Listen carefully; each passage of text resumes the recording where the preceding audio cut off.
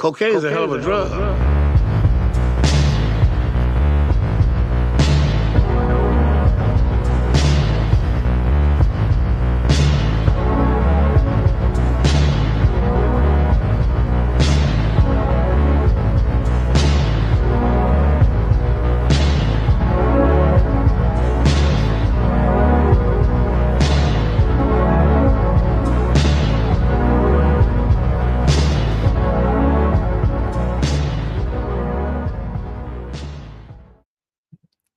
What is up, everybody? Happy Thursday. The Coquina Cowboys coming to you live. And we're really getting to the root of our name, the essence of our name, our partnership on this podcast type thing. The Coquina Cowboys. Coquina is a hell of a drug. Yeah, Okay. it is. So now we finally get to talk about it. And man, this is a big movie. It's a movie that we should have done earlier, maybe. But No, dude, it was divinely inspired. It happened when it needed to happen. yeah, well, let's just tell that story. Forget the other story. We did our last show. Me and Juan, Mitch Kumstein from the One-on-One podcast. Kumstein. Executive producer of the One-on-One podcast, hosted by Juan Ayala, produced by Mitch Kumstein, Jeffrey Epstein, Harvey Weinstein, and Ben Shapiro. Produced. Well, we've been doing every Thursday, we've been covering a movie that's either set or filmed in Florida. Mostly movies, a couple TV shows here and there. And we're decoding the esoteric symbolism, the gopher holes, the conspiracy theories associated with all these. And now we're doing Scarface. Now, we hadn't done Scarface yet because even though it's a great Florida movie, it's not really esoteric or any spirituality or, things going on. So we left it to the side for a little while. Well, this week, a couple days ago, I was on the phone with Juan. In the morning, I was at the grocery store. We're saying, what are we going to do? What movie are we going to do? We said, Scarface, maybe not. We don't think so. It's not worth doing. And I think we said we were going to do Ace Ventura Pet Detective instead. Well, as we kind of made up our minds on Ace Ventura Pet Detective, this guy walks up right to me in the produce aisle. Yeah. About to share it. This guy walks right up to me as I'm on the phone with Juan with this sweater. It's a big gray Scarface sweater. Tony Montana on the front. And I was like, dude, can I take a picture of that, please? How weird was that? Yeah. It was pretty weird. Pretty trippy. Pretty freaky. Yeah, because I was wondering why you were like, yeah, I won't get your face in. I was like, what is this dude doing? Yep. So it made sense. Yep. So Scarface it is, people. The gods selected. And that's what we're talking about tonight. Scarface, Coca leaf deities, cocaine magic, if we can say that. Conversos, okay? So a big theme in this movie. It's directed, pretty sure written by, screenplay by Oliver Stone. Right? Directed by Brian De Palma, written by Oliver Stone. It's a remake. So written by Oliver Stone, but Oliver Stone, I believe he directs. He's a big director of other movies. I like most of his movies. He did The Doors, which I really liked. Some people don't like it. He did Platoon, which I really liked. And he did, what else did he do? JFK, the JFK assassination movie. So Really? Oliver Stone, he's pretty cool. He knows what's up too. He's one of Donald Trump's advisors now. You know that? No, I didn't. I could have swore he was like political. So that's why that name kind of rung a bell for me. Because he is a political guy, which is interesting, right? Making movies and all these different things. Yeah. He went deep on the JFK conspiracy. You know, that was probably the most famous conspiracy movie there ever is. JFK movie. Now, a lot of people say, oh, he didn't go hard enough on Israel. Oh, he ignored Israel. Okay, well, 40 years or so, I don't know how long, 30 years or so later, he's been pretty tough on Israel. And he himself, Oliver Stone, is a Jewish guy. Half, part, whatever. Now, that didn't get in the way of him digging into the truth. So it might have taken him some time to come around to some of those deeper, geopolitical truths, but he came around. I like most of what he says right now, Oliver Stone. His son is a full-blown conspiracy theorist, might even be a flat earther. He's had everyone on his show. Sean Stone, I think his name is. He's had Santos Bonacci on his show. He's had, some freaks, some really out there people. He's in there. And Yeah. So Oliver Stone is the guy behind this. And he always does kind of put in a little bit of esotericism, a little bit of MK Ultra, CIA into a little bit of all his movies, right? So Scarface, though, not much like mysticism going on. Pretty antiseptic, though. Antiseptic? Yeah. Anti-japhetic? Anti-Brazilian. Yep. Very. This movie is very Brazilian coded. You're going to see. Very, very Brazilian coded. It's a little bit subtle. Sometimes it's not so subtle. But boy, it's very relevant to the struggle between Cuba, communism, immigrants in America. I'm doing pretty well, Arlen. I'm doing okay for myself. Barbecued, bro. Oh, man. Scarface or Khazar face? That's what I should have titled the video. Okay. Let's see where to start.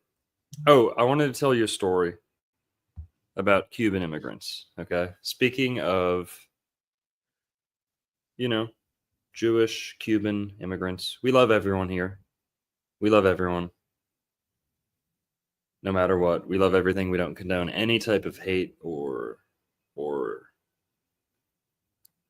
what's the word? We don't condone any sort of discrimination, right? Anything like that. So, with that out of the way, let's talk about the Brazilians. This movie, like I said, very Brazilian coded. There was a story that I almost told Juan before we started, and I said I want to tell it on stream. So let's tell it. When I was in college, I went to college in the Keys, only for a semester. Don't worry, guys. I did not graduate. Okay, calm down. Good for you.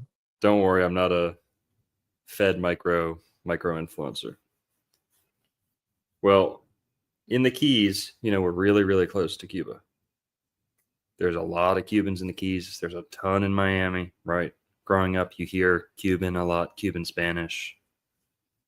The Cubans stick out from the other Hispanic people in Miami, right? They have this kind of local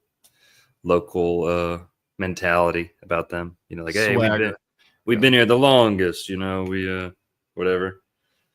Well, I was friends with this kid in college. I used to go over to his house and we used to smoke weed together, right? He had another friend who was Cuban. Very, very Cuban. He had Spanish family, part Cuban. A lot of people in Cuba are from Spain, right? So he was Spanish and Cuban, and he had some royalty in his blood from Spain, and he'd always talk about that. But he was a Cuban guy. He happened to be a Freemason, Juan. Uh-oh. Happened to be a Freemason. Now, when I was like 18, 19, this is when I'm getting really deep into conspiracy theories. This guy would always hear me and my other friend, whose house, you know, our mutual friend. I'd go over to his house, see this kid. We'd talk about conspiracy theories. And this kid would be like, yo, I'm a Freemason. Why don't you guys just join the Freemasons? Like you talk about conspiracy theories all the time. Why don't you just join? You know? And I'd be like, yeah, this guy, you know, he thinks he knows what it's all about. He doesn't.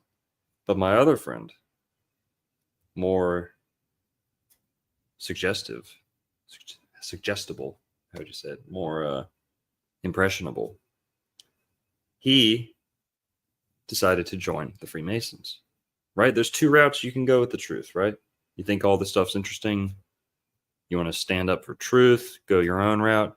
Some people say, hey, that's the way the world works. I think I want to be on their side. You know, I think I want to be on the seemingly winning side. So this guy goes, my friend, mutual friend, joins the Freemasons. That other kid helped him in, right? And that the Freemason kid, who's already a Freemason, he'd always talk ghetto, but he'd say, oh, I'm royalty, you can't fuck with me. He was just such an asshole. That's coming from me, okay? Such an asshole. Arrogant. You are an arrogant asshole. Yeah, yourself, exactly. So. Exactly. This guy couldn't stand him, but he was a mutual friend. So he gets him to join the Freemasons. Fast forward. I'll skip over the part where he potentially turned me in to get arrested, to get himself out of an arrest. I don't know if we can link that to him being a Freemason or not, but whatever. What I do know for sure is that after I got in a little trouble, moved out of the Keys, I had friends who stayed down there. I'd go down there myself, see them a lot. That kid whose house I used to hang out at, who became a Freemason, shortly after I left town, and he went full-blown Freemason, didn't have me to, like, you know, tug him towards the side of good.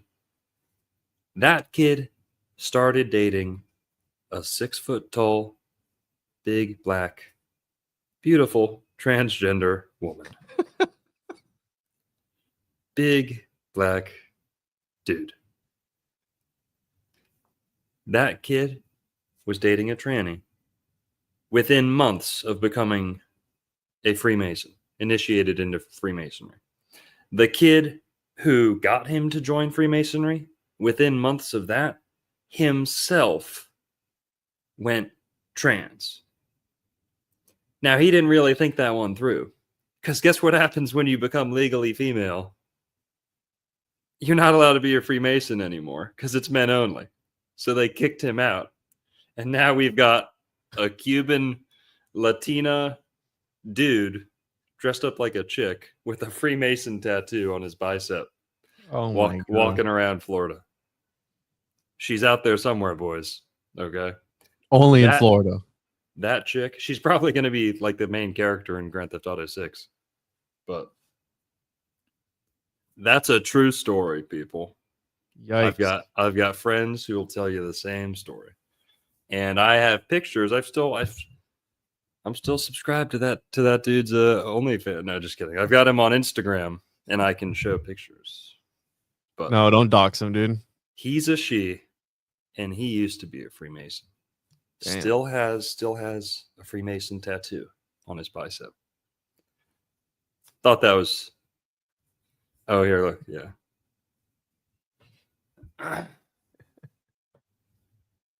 Oh, when you told your story, like, yeah. Because some people have tried to expose you, like they don't know that you've talked about it before.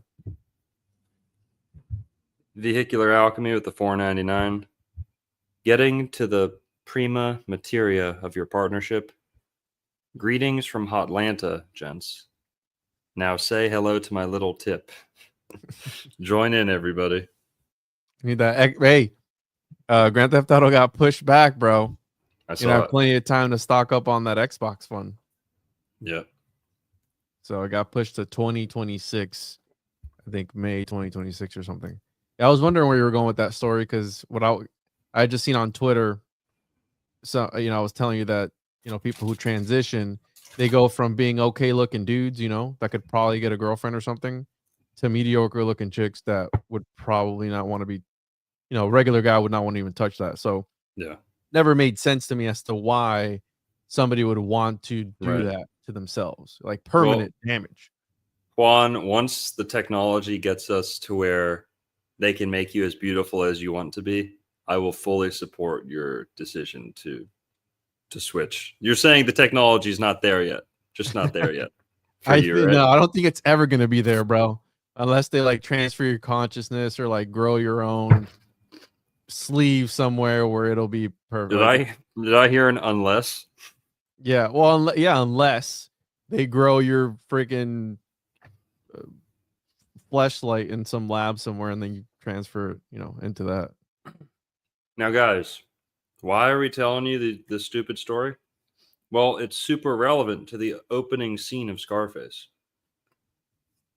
And it also this movie explains a little bit as to why Key West is the trans capital of America. Is it really? No way. You didn't know that? No. Yep. More specifically, like the drag queen capital, but it's the trans capital of America. Look it up. It's often called a gay paradise. Yeah. Huh. When I told my mom I was going to college in the Keys, she straight up asked my dad if I was gay. If it was a gay thing. Look at that. Wow. The gay mecca, bro. My name's Tony Montana, man. I go to Key West when I want, bro. My favorite part of the movie was at the very beginning where he's like, "What'd you tell him?" I told him I was in sanitation. He's like, "I told you to tell me you were in a sanatorium, bro." Oh, that part made me crack up. But what was there any trannies in this movie? I know Ace Ventura for sure. But Scarface, was there any? Let's go to the opening scene, Juan.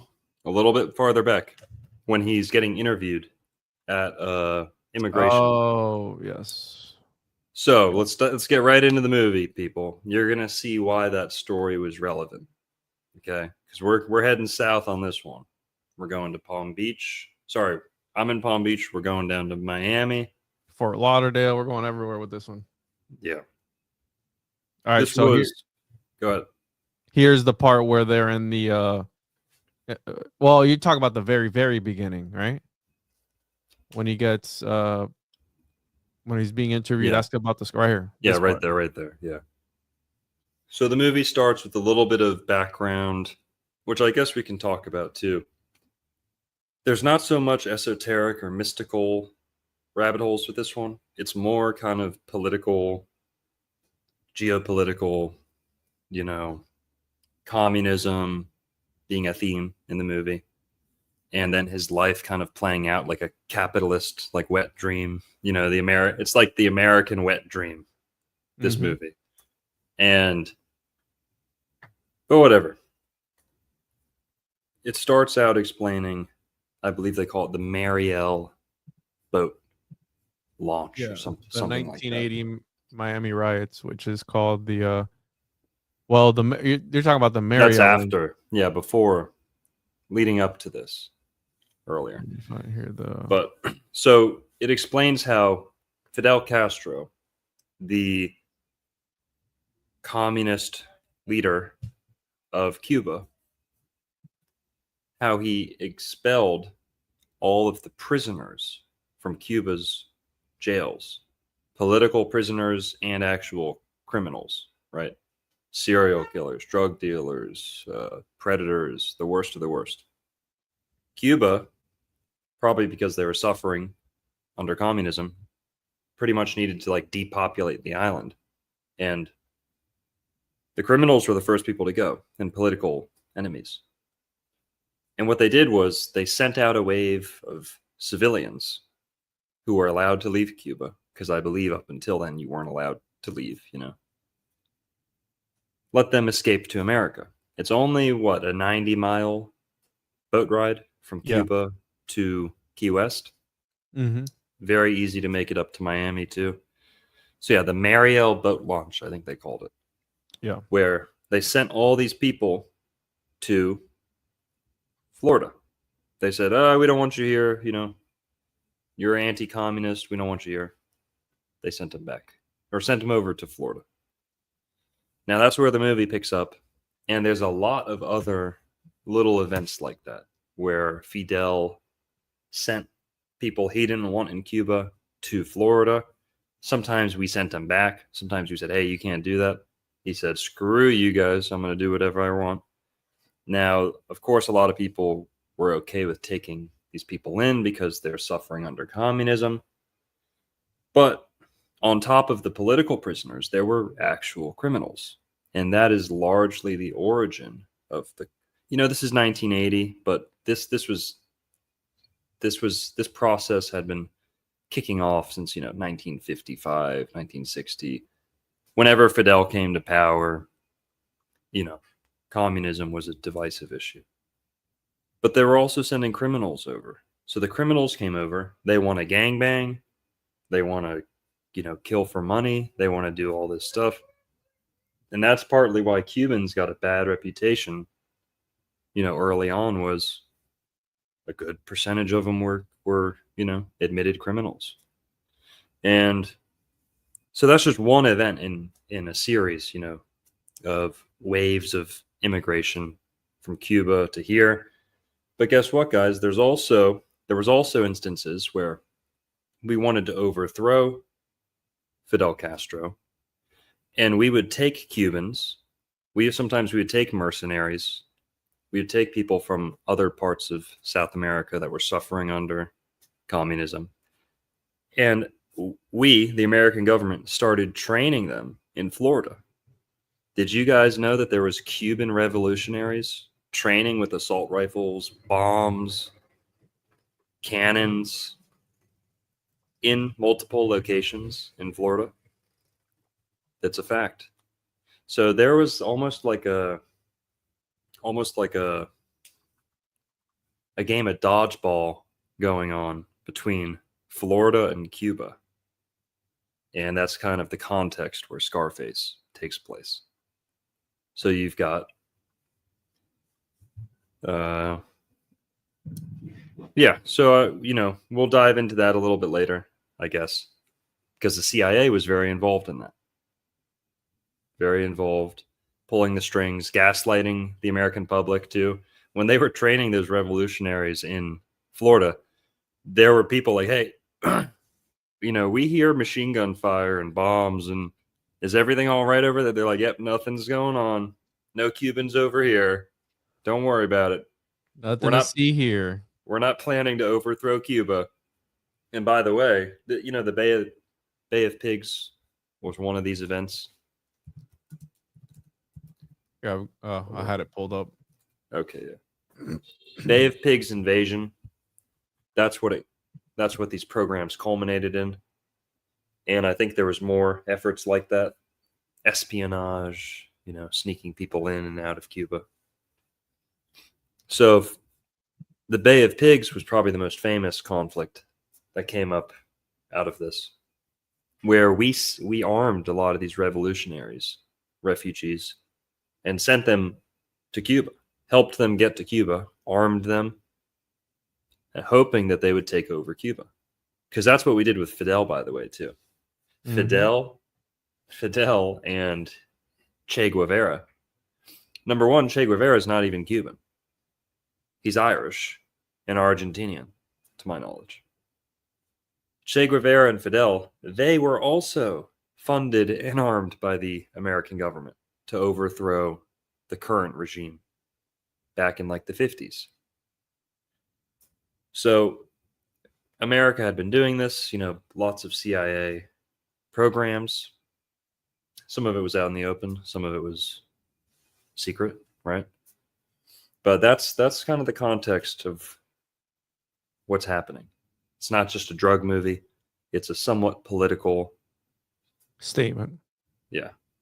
Yeah, and you kind of see that, right? The corruption, which the crooked or corrupted cop, I guess, was actually Brazilian. And all the Yes. Brazilian figures in this movie are the worst of the Brazilian. worst.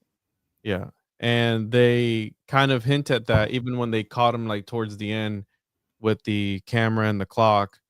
You see the corruption, and it just makes you think of how many people are running operations with the government in their pocket, and the government's just letting them do whatever they want. And like how the other guy was saying, like, hey, you tell me who you want us to bust, and we'll bust them. If they're a competition or whatever it is, it's going to cost you this much every single month, and I'm sure if somebody else was to pay them more, they'd turn around right on you and do the same thing to you.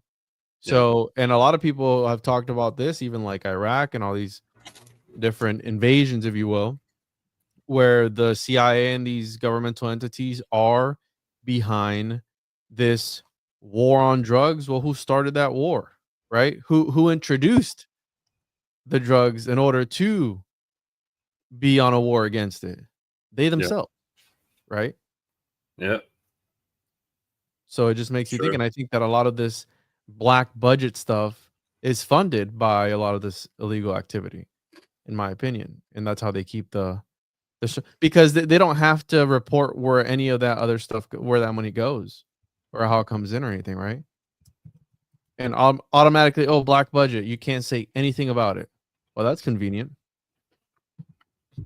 So again, I think that there is still this going on. It's been going on for a long time, and it's going to continue to go on for a very long time. Yeah. I think so too.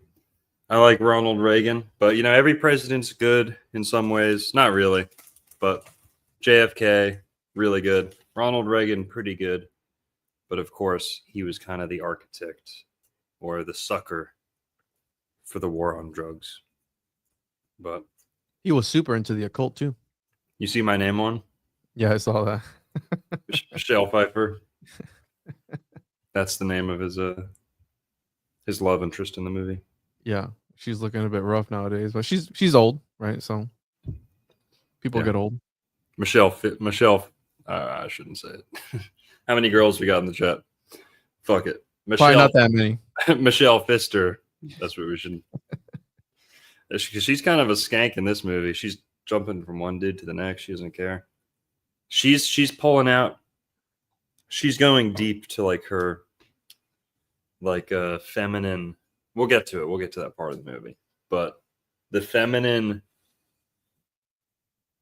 DNA, like muscle memory of as soon as your husband gets murdered, like just swap mates like right away.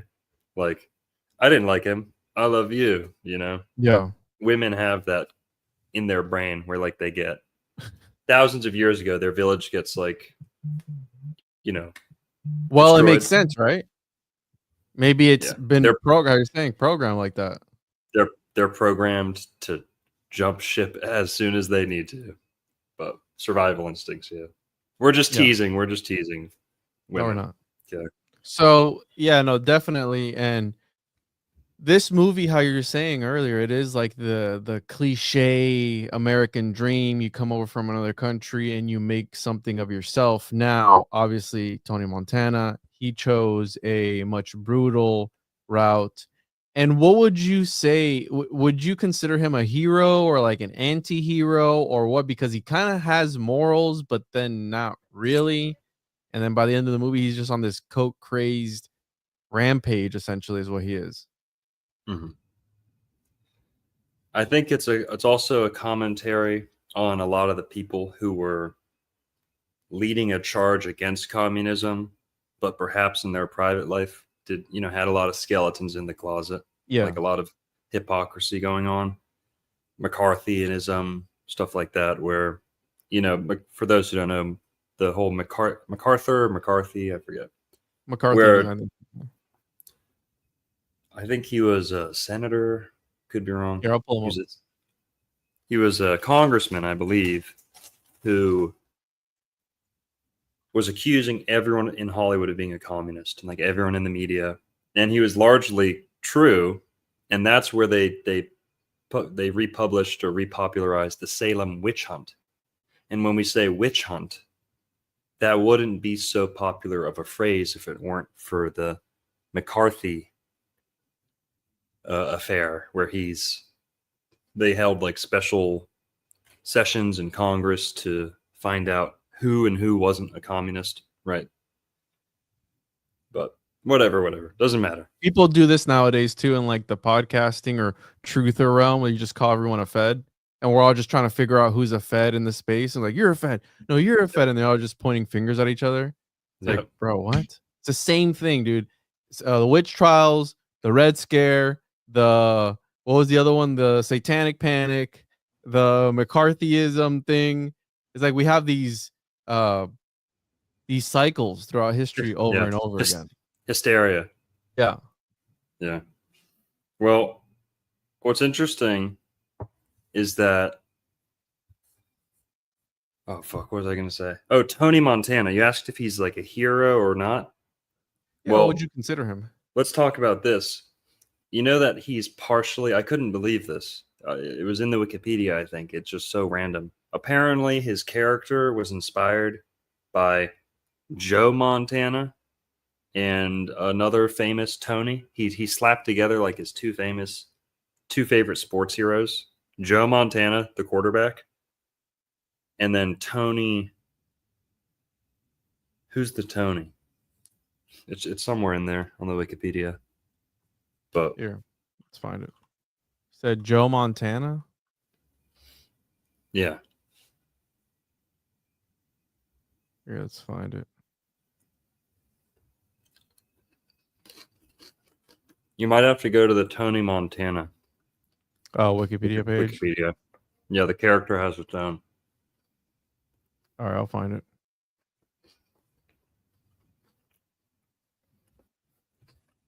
There we go.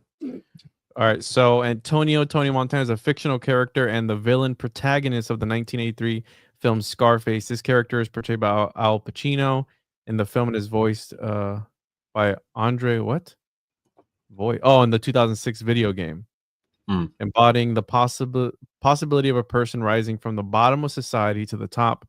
Tony Montana has become a cultural icon as well as one of the most iconic film characters of all time, which, again, from my understanding, this movie was a flop in the theaters, but it was big when VHS came out.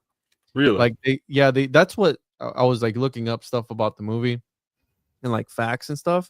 And apparently it was a flop. But then when you look at the Scarface box office here, it says 23 to 37 million and box office was 66 million. So again, I don't know how accurate that was, but from my understanding, they sold a ton of VHS copies, and that's when it actually became a thing, and not so much in the theater.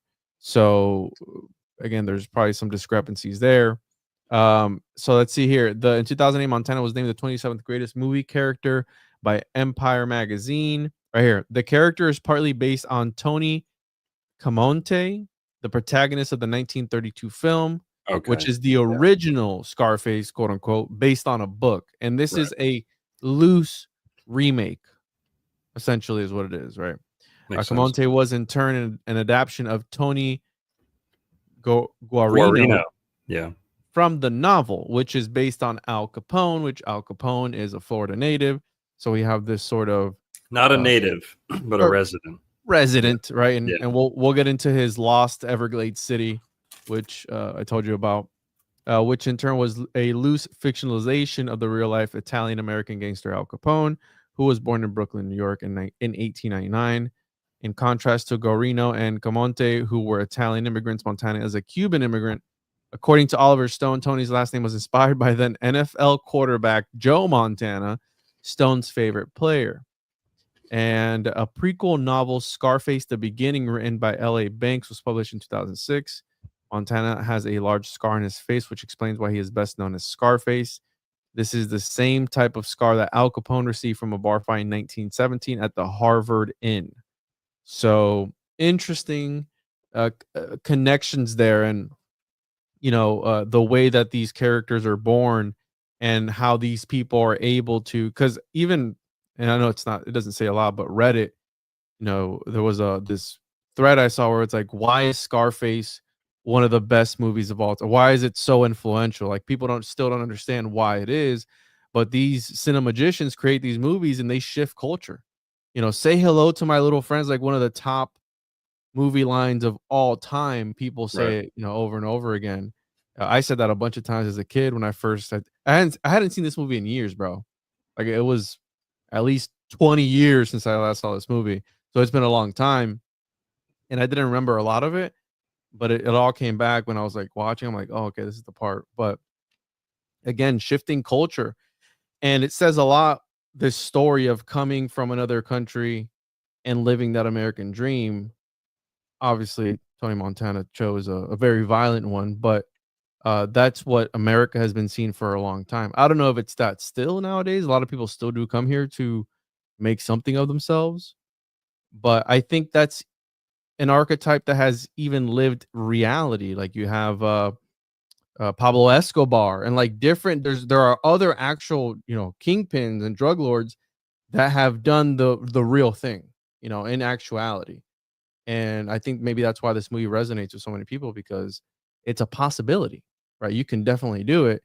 And usually when you see somebody out here who has a ton of money or something, what's the first thing you connect to the, if you don't know what exactly they do, oh, they probably Yeah. move weight or whatever it is that they say in the street. You know what I'm saying? And that's one of Also, the first things you connect to somebody who has a lot of money that you don't really know what they do. yeah. And he tells his family, yeah, he's like, I'm in community politics. He's like, yeah, I'm in like community, anti-communist like club. Like, that's where he's getting all of this money, Sure. But Yeah. also another reason people relate to it. I don't know if you can call this an Oedipus complex or what, because it's not really familial, although it is, because later on, his sister, when they have the whole meltdown, his sister's like, "You want to fuck me, Tony? Come on, let's That do was it weird. right. Let's do it right here, baby." And she like goes full women. Okay, what can we say? Okay, there, but basically, he sees a man who has the life he wants. He immediately takes that man's life. Doesn't just take his job, style, house, I think, maybe not. He takes his wife. It's a little bit of cuck stuff going on here, okay? Mhm. The boss, we haven't even gone through the movie yet. Let's go in order, but to your point about why do people relate so much, cuz Tony Montana says what he wants. He does what he wants. If he sees something he wants, he won't just steal it. He'll replace that person, replace them, take their life. And he absorbs like an amoeba. Like a Abs- vampire, yeah, takes the life of his boss, almost like assumes his lifestyle, right? Well, okay, let's go from the beginning back to the interrogation scene. Well, we got to start at the beginning. When he's getting interrogated, the reason we told you that whole story about the trans Cuban Freemason Brazilian. When Tony Montana shows up, right? We gave you the background on like the refugees getting expelled from Cuba and them getting taken in America or in Florida.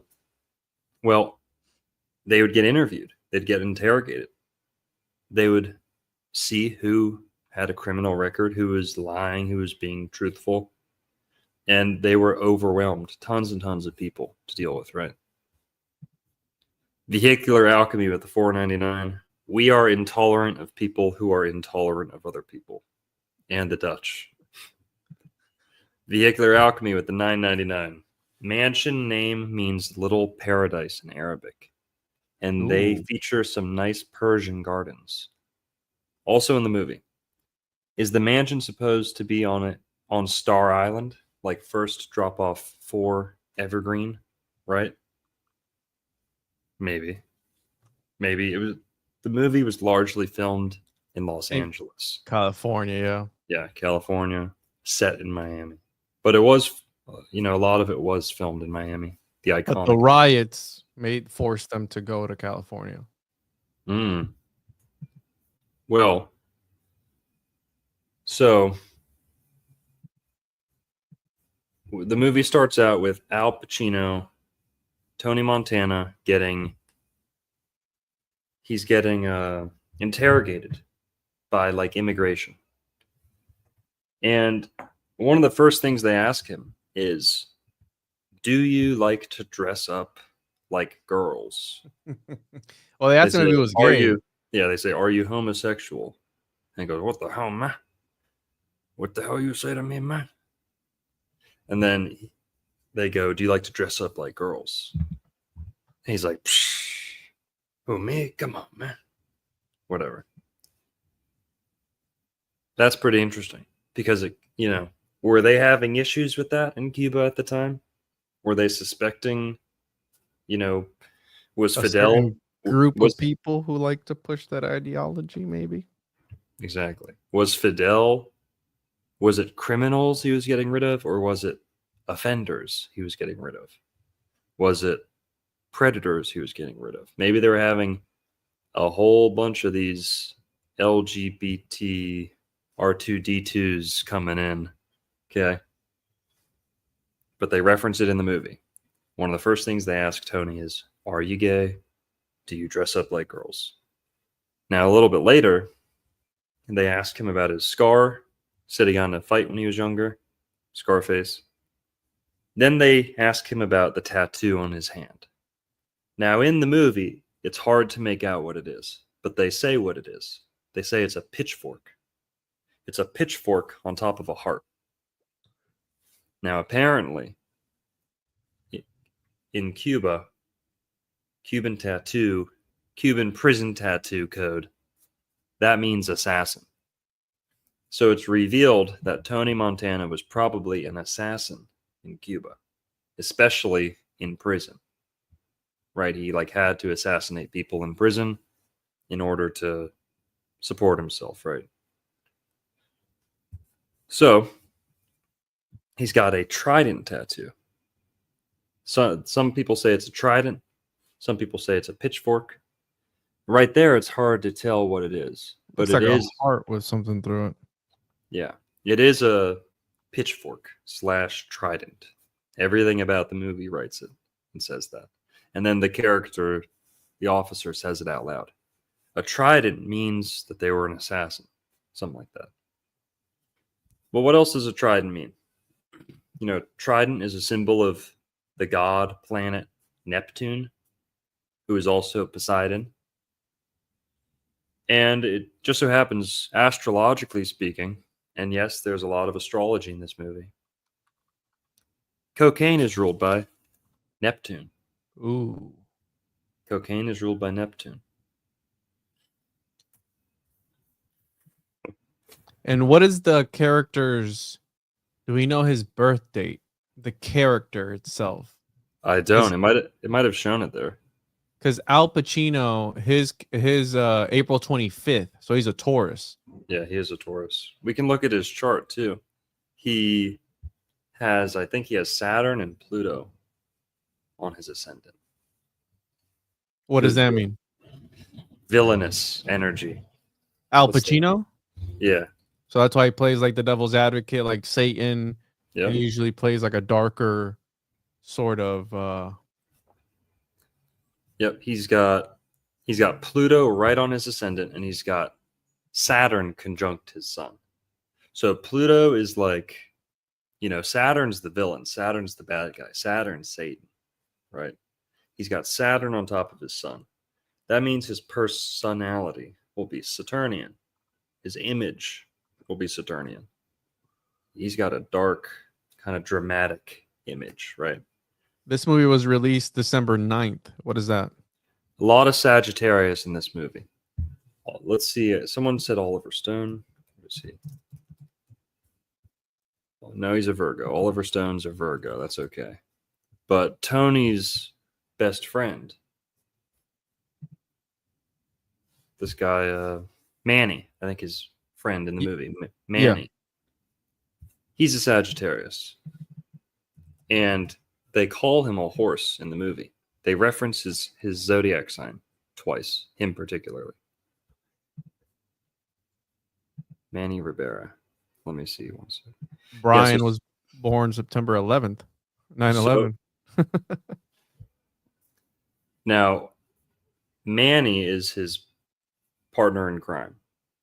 You know, Tony Montana, his best friend is Manny. Now, we're going to get into Manny, but we haven't met him yet. Right now, we're just looking at Al Pacino, the tattoo. It's a trident. Whole lot we could say about a trident. You know, it's symbolic of Atlantis. It's symbolic of... what else does it mean? But the Trinity, you know, if we really want to reach the Trinity. Yeah, because he thought he was a god, essentially, at the end, right? Yeah. Well, they can tell he's a criminal based off his tattoo. He admits to being in prison, but he claims it was for political reasons. They say, we don't believe you. Throw him in with all the others. So they put him in like a ghetto, like a holding pin, right? So, let's see, what did I notice? They ask him, what about homosexuality? Do you like men? And then they ask him, here, before we get away from that scene, when he's still in the interrogation room, they ask him, did you get that scar on your face eating pussy? Yeah. And he's like, what? He's like, come on, man. Fucking. He gets all offended and says, no. Almost 2 minutes later, okay, he goes, I eat octopus 3 times a day. And I assume that means like that's a poor person food that Cubans would, resort to eating. That's the way he says it is. When they tell him, hey, we're not going to let you in. You're not a citizen. You have to go and wait with everyone else because you're a criminal. He says, screw you guys. Do you know what it's like to live under communism? You know how bad it is? You know why I'm a criminal? I lived under communism. And you know how bad it is? We had to eat octopus 3 times a day for every meal. Now, I'm sure that's like some kind of subtle, creative storytelling, but he goes from saying, did you get that scar eating pussy, to then and saying, no. And then he immediately goes, I used to eat octopus 3 times a day. Octopus, right? When I hear octopus, I think of pussy, right? I know I'm not the only one, okay? Now, that's got to be a reference to what he said like 2 minutes earlier, right? And also, this is a lot of ocean and like sailor. Oh, but check this out, bro. Marine symbolism. Check this article out. Oh. Hit us with it. Watch out. Yeah, I got it. Come on. Jesus. All right. How octopuses could have helped avert the Cuban Missile Crisis. This is by Live Science.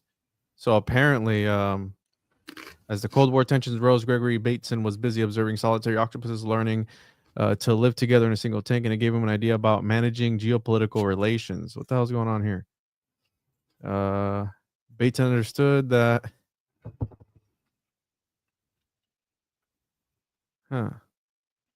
Is this just like a freaking clickbaity title? In the context of the communication between nations as related, Philip Goudemi in his 2020 book, Gregory Bateson on Relational Communication from Octopuses to Nations, Bateson looked to another metaphor, that of closeness, physical proximity, which he observed in octopuses. Octopuses were interesting because females tend their eggs, but otherwise lack maternal care of offspring. Octopuses are also notoriously solitary. These facts drew Bateson's attention to their willingness to tolerate the proximity of neighbors as a metaphor for tolerant relationships among nations. When are we going to get to the meat and bones? No, screw it. Doesn't matter. Anyways, they clickbaited me, bro. But that is an article, which is an interesting article, right? To name it that. Right. Also, he says he ate it 3 times, maybe 1 for each point on the trident, maybe a stretch. Also, I assume the trident is what you use to catch octopus, right? Be easier to do that with. So, just some subtle, things to notice in the opening dialogue. He says, "I eat octopus 3 times a day." If anyone in the comments can decode that better than we can, please let us know. Well, right after that, we're introduced to his best friend, Manny. Now, here's where it heats up, guys, okay? Whole lot to talk about with Manny. Let's see his face. That's Manny next to him. Can you skip through this scene, please? So Manny, let's notice this. What do you notice about Manny? He's the tallest guy there, right? Tallest guy there. And it's filmed to kind of emphasize that. He's a big, tall guy. He speaks really, really good English, right? He's got they learned in school, right? He's got that big cross, right? Big guy. They're tall compared to all the other people. Maybe something, maybe nothing. But Al Pacino's a really small guy. Okay? They definitely highlight this contrast on purpose. It plays a role in his character, the little man complex, like Napoleon or any of these other guys. They're trying to make up for it. Yep. But it jumped out to me that this guy is really tall. He's a total Sagittarius. Sagittariuses aren't always tall, but they're considered one of the bigger signs. Now, this guy's a Sagittarius, and why am I bringing that up? Because 2 times in this movie, he gets called a horse and compared to a horse. I thought that was pretty interesting. After all, how do we cast movies? We cast a horoscope, right? Casting.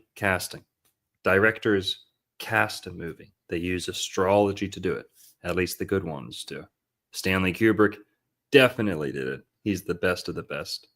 Oliver Stone might have,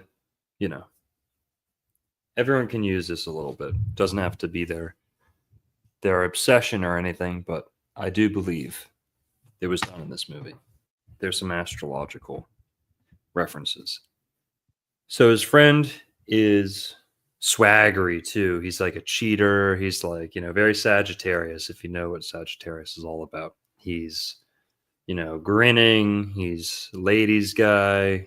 He's, but you kind of can't trust him, right? He does the one thing that Tony tells him not to do. Tony would take him to, Tony is going to take him on a millionaire career, right?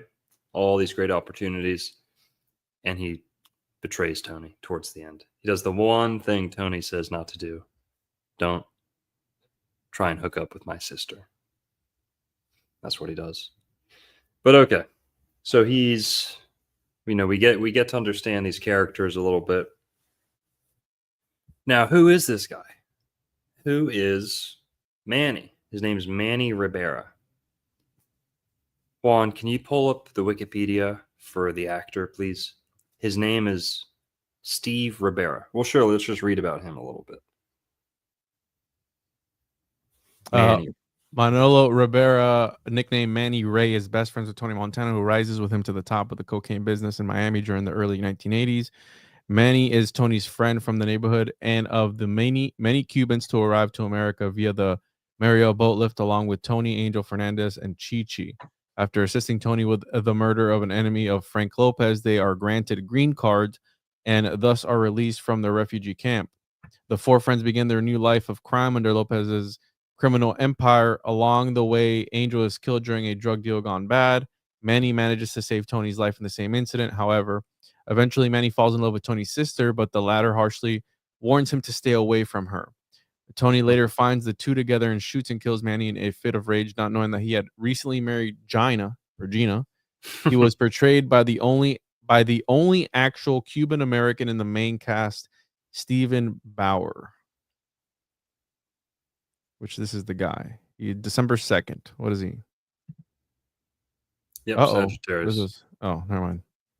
He played a retired Mossad agent. Ooh, no way. That's perfect. That's perfect. He That's played a funny. retired Mossad agent. Well, guess what, guys? He's almost a Mossad agent in this movie, too.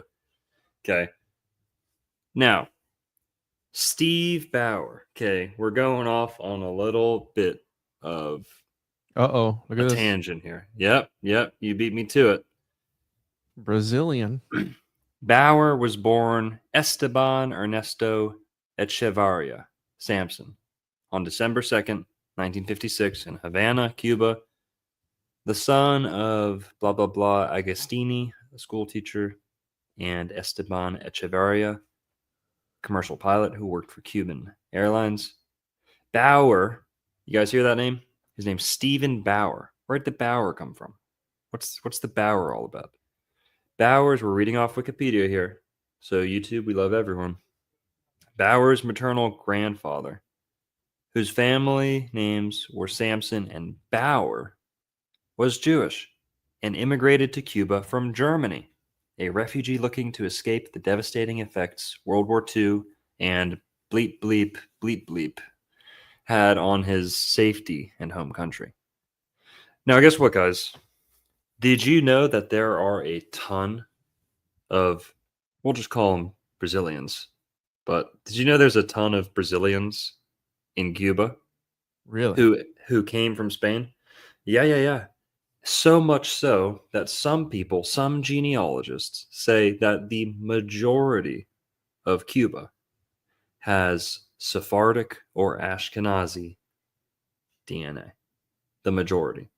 Now, how did that get there? Number one, Cuba's entire native population almost went extinct at one point. So there's very little Indian blood at one point. There might be a whole lot today, but a bottleneck where their population got really, really tiny. So there's not that many natives, by like the 1700s, not many natives left. Then there's all these African slaves, black slaves from, God knows where. And then there's the Spanish conquistadors. Well, guess what, guys? Who were the first waves of Spanish conquistadors to pretty much sign their life away and go brave a terrifying new foreign, exotic, dangerous world in the Americas? It wasn't the Catholics, who had lots to live for in Spain, who went out and did these daring missions at first in the 1500s. It was the Brazilians. Brazil didn't even exist in like the 1500s. Brazil is the Brazilians, Sephardic Brazilians. No, I mean, it that's was, been confirmed, right? Columbus and all of them, that they were. yeah. They're called conversos. So it was very common in the 1500s. Around 1492, when Columbus went to the Americas, remember, he landed in the Bahamas, not far from Florida, not far from Cuba. He ended up going to Cuba later. The context under which Columbus left for the Americas, it was the same month, week. In his journal, he even says the day that the Jews were expelled from Spain, that Columbus left for the Americas. So in Columbus's personal diary or letter of his travels, of his voyage, the opening line of his official, memoir of his time in America, the first line says, "On the day that the Jews were expelled from Spain, I left for the Americas." I'm paraphrasing, but that's what they were saying. Don't highlight that. No, No. I mean, got a point, no? Yeah, he's got a point, but so in Cuba and Florida, this is a Florida thing, it's an America thing. Many of those first Spanish conquistadors who went to the Americas, went to the Caribbean, looking for new lands, looking for a new, new potential, a new chance at glory and riches and all that. They were usually conversos, Marranos, or what we call crypto Jews. Conversos meant that they converted and they were pretending to be Christian, or that they had fully converted and were living as Christians, many times forgetting that they had Jewish lineage whatsoever. But many more of them were Marranos. Marrano, I guess you could say, are the ones who were kind of faking, right? Or the ones who were hiding it. So crypto Jew would include a lot of these. We have words like Jewetta, Marrano, Converso. Anusim is another. That's how they say it in Hebrew. Anusim. Can you guess what that word means? Anus, sim, which means people or a lot. Im, like plural in Hebrew. Anusim, the ones who were forced to convert via the anus. Anusim, meaning to like be R-worded or forced to do something from behind. The fuck? So they call themselves the Anusim, the ones who were forced to convert, the ones who were R-worded. So, but we can group all those together under the term crypto Jew. People who had either recently converted, forgot they converted. Fucking crazy, bro. Yeah, Anusim.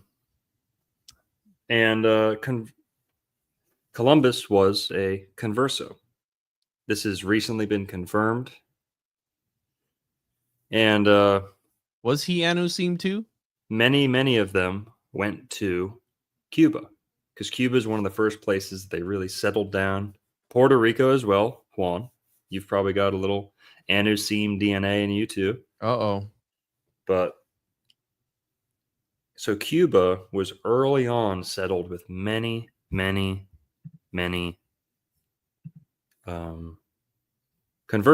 and crypto Jews, Marranos. I want to read a little bit. Can you pull up the book Jewish Pirates of the Caribbean, please? And it's interesting, right? Because that's the life of pirates essentially too, right? You're talking about being forced to do certain things, and pirates lived a sort of homosexual lifestyle where they were seeing each other all the time, you know? That's why Key West has a lot of that too. Whoa, dude, that's Key West wild. is like the pirate capital of America. That booty. That pirate booty. Peg legs. A lot of pegging going on. It all makes sense now, dude. It's all coming full circle. What's that tapping from the room next door? Oh, don't worry. That's just Captain Peggy. Captain Peg on his old peg leg. Bumping into the wall. So this is a book called Jewish Pirates of the Caribbean, written by a Jamaican Jewish historian named Ed Kritzler. Really, really good book. Ed Kritzler is an OG. He pulled no punches, and he told all in this book. Really good read. It's fun. It's exciting. Total hidden history. I mean, if this guy didn't check out this chapter, look at that. Yeah. So he explains and he proves, and he takes you to graves in places like Jamaica before he died. I think he died in like 2012 or 2013. But Ed Kritzler would do tours where he would take you to the Jewish graves in the Caribbean, mostly Jamaica. And he explains how in Jamaica and Cuba, Puerto Rico, and Florida, but let's just focus on Cuba. There were times in the 1600s, or 1500s, 1600s, 1700s, where Cuba, Jamaica, Puerto Rico, there was times, at different times, they had more, let's say, Brazilian residents than anyone else. They were running the show in many of these Caribbean nations before English speakers ever showed up to the Caribbean, before they were ever established in the United States, Southeast United States. That's pretty crazy.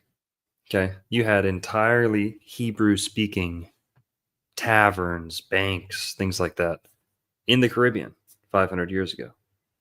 Now, this is largely, these same slavers would largely go on to become human traffickers, slave traders in the Confederacy, which we talk a lot about on this channel too. But Cuba, to this day, has a flag that was created and inspired by the KGC, the Knights of the Golden Circle, the Confederate Freemasons. So that's where Cuba gets their flag, no matter which regime is in charge. They've had a KGC Lone Star Luciferian flag for 200 years, roughly. Now, what's also interesting is when they assassinate that guy in jail in the movie, right?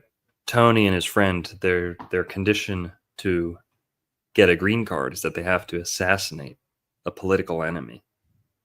And it's insinuated that the CIA is pulling these strings because how does a drug boss get two immigrants their green card?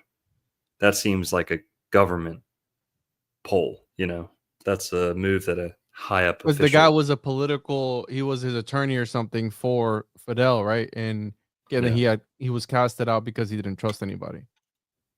Yeah. So it makes sense. I mean, 100% CIA or whatever organization. Right. And also later on when Tony says, "Hey, we took care of that guy for you," his friend goes, "Hey," and says, don't say that." Almost like he didn't know. Yeah, almost like the guy that Tony thought hired them didn't even know that they went and did that. Oh, so you're saying Manny could have been the agent all along? No, I don't know. But Manny's the one who told Tony. And Tony assumed that Manny heard it from this Omar guy. But when Tony brings it up to Omar, Manny stops him and says, "Shh, don't say that." It not relevant right now. But Omar's the one that gets hung from the helicopter for allegedly being an informant. Yes. Yep. So there's that connection there with intelligence that maybe they were running a scheme the whole time, because when they do arrest Tony, they bring up, I think it's Rebenga or something like that, the guy that they offed at the very beginning. So they knew about it. He's like, how'd they know? You guys have nothing on me, but they knew. Yeah. So 100% it could have been an operation this whole time, which would make sense with Oliver Stone and the conspiracy of, JFK and all these other things going on where there are things happening in the background. I don't know, maybe Scarface goes deeper than what we're seeing on the surface level, right? If you start to get schizo with it and start connecting all the dots, because that's crazy, man. It's crazy. Mm-hmm. Now let's talk about Stephen Bauer. Okay. Tony's right-hand man, Stephen Bauer, the actor who plays Manny. That last name, can we go back to his Wikipedia? So Stephen Bauer is Jewish, according to his Wikipedia. Nothing wrong with that. We love everyone. But where does the Bauer name come from? Right? Like it says, he took the name Bauer. He revived that old family name. Maternal grandfather. Yeah. Juan, do you know where the Bauer family comes from? You ever heard about the Bauers? No. You ever heard of the Khazarians? Yes. Okay. The Khazar Empire, we could say it, but the nation of Khazaria was in Central Asia, Eastern Europe, you could say Central Asia, in between, pretty much near modern-day Kazakhstan, modern-day Ukraine, parts of the Black Sea, Caspian Sea, around there. Okay, the Khazarians. Can we pull up a map of Khazaria, please? Well, the Khazarians were a group of, I don't know too much about them, not a whole lot, but I knew this stuff back when I was 19. Okay, so Dr. Longo has been on the Khazarian.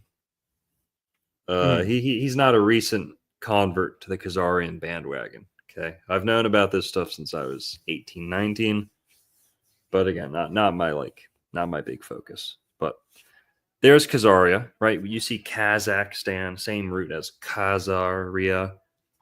Who's seen Borat? Why in Borat do the Kazakhs Kazakh people hate Brazilians so much? And why is that such a theme to the movie, right? Oh, they're trying to break in, bro. Dude, these people are so annoying. So annoying, so loud. Louder than power tools. Gorillas. Okay. Khazaria, Central Asia, Eastern Europe, you could say. I guess West Asia. But Kazakhstan is the same root word as Khazaria, right? And why do they hate the Brazilians so much that Sacha Baron Cohen can make almost like an inside joke out of it and assume everyone's going to know what he's talking about? Well, Borat was a very, maybe even like a distraction, right? Like a Disney Frozen type thing where, oh, the funny comedy movie. Oh, Brazilians and Khazaria. What? That's funny. That's goofy. That has nothing to do with anything. Oh, Oh, the conspiracy. Yeah, yeah, funny yeah. Borat movie. When actually Kazakhstan is the ancient homeland of the people who claim to be, Brazilian today, the Zionists. Whoa. Zionists, Khazaria, and Ukraine is the ancestral homeland of most of the modern day Israeli population. Okay. Yikes. So who are the real ones then? Do they exist or what? Well, that's a whole nother conversation for another time. Personally, I think they're the Irish because the ancient word for Hebrew was Eber, where we Okay, get the mind word, unveiled. where we get the Iberian Peninsula, where we get the word Hebrew, Eber. So we say Iberian. Well, what did the Greeks used to call the Irish in ancient times? The Hibernians. Hibernia was a name for Ireland, Greco-Roman name for Ireland. Who are the two most red-headed people in the world? The Irish and Scottish together, the Celts, and the Brazilians. The Jazilians. Okay? Those are the two most redheaded people in the world. Muhammad was redheaded. People say Jesus was redheaded. The royal families of Europe are largely redheaded. There's something to this. Jesus, But dude. we're going to have to get into that another time. Because Khazaria is the ancestral homeland of most modern day Zionists, we'll call The them. fucking conspiracy. Now, according to the Khazarian conspiracy, the Khazarians practiced a form of ancient Babylonian blood magic.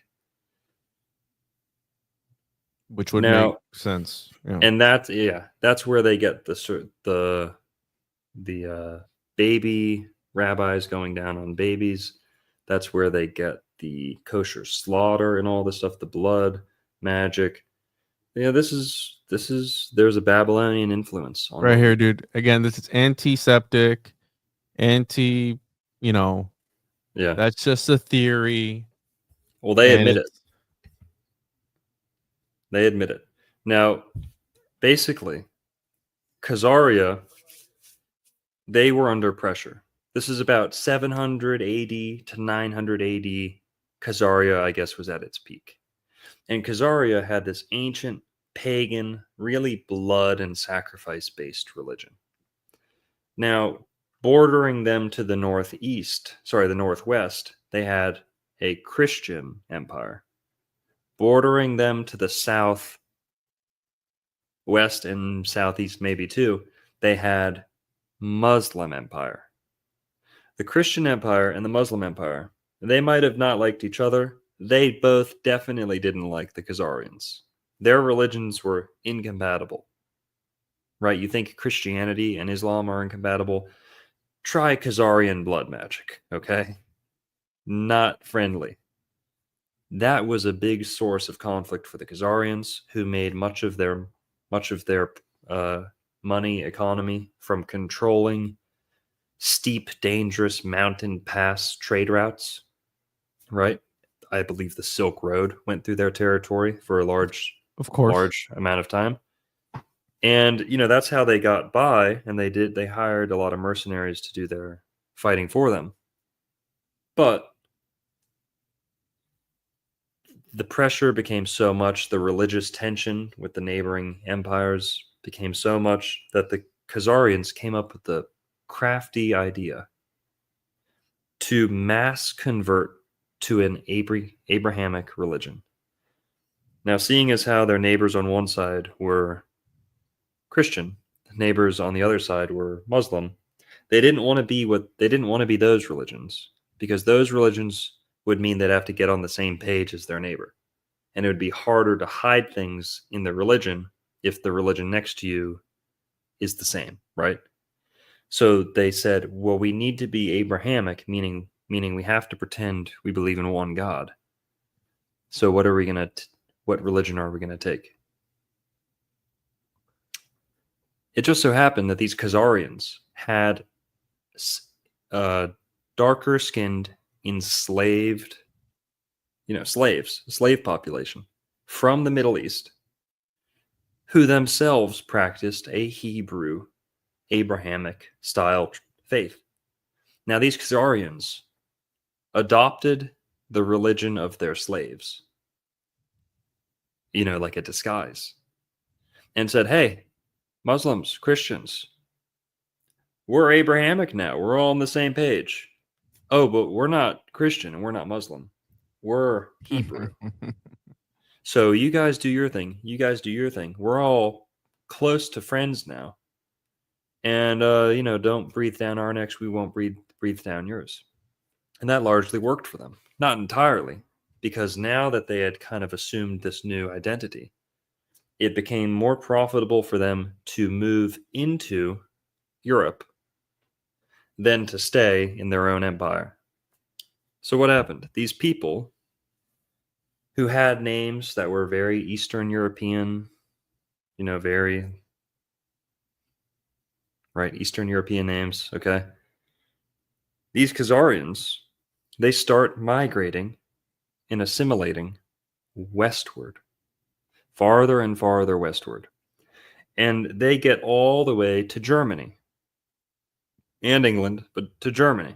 And the bulk of them set up shop in Germany. There's a lot in Russia, but they were already kind of in Russia. There's a lot in Poland, but Poland's just kind of along the way to Germany. They really wanted to get into Germany because they wanted to get their hands into the banking in Western Europe. Now, do you know who the ruling family, the ruling dynasty of the Khazarian Empire was, Juan? You know their name? The Rockefellers? Close, kind of. The Bowers. Oh, The Bowers. close. Bauer. You don't hear that name that much, though. You hear Rockefeller a lot. Bauer. Bayer. Bar. Bear. You hear that name? Now, what does the name Orsini mean?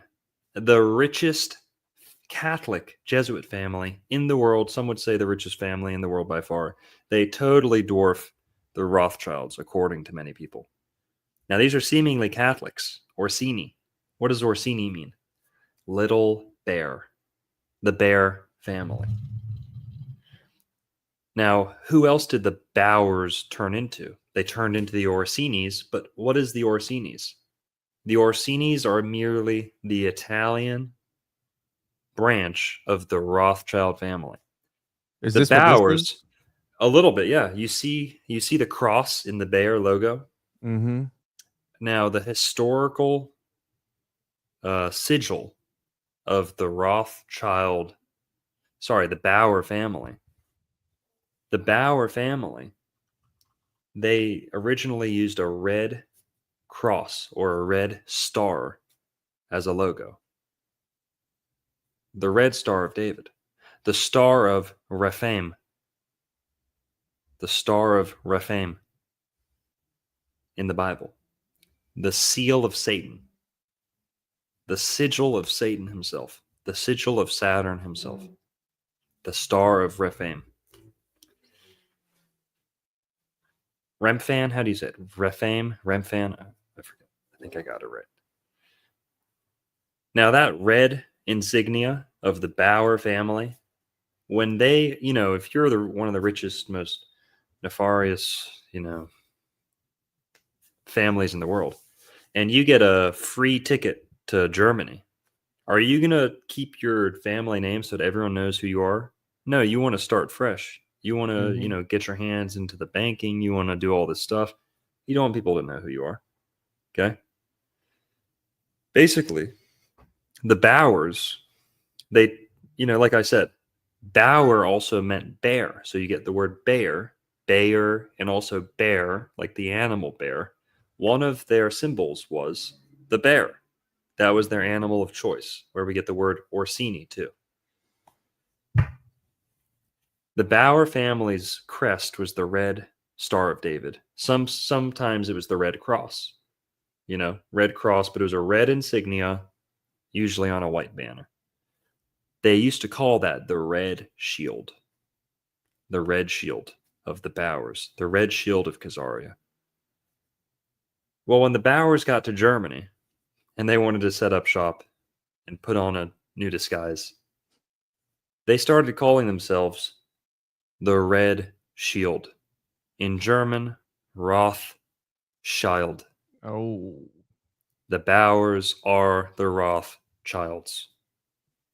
And to your point, Juan, some people say that the Rockefellers are the Huguenot branch of the Rothschilds.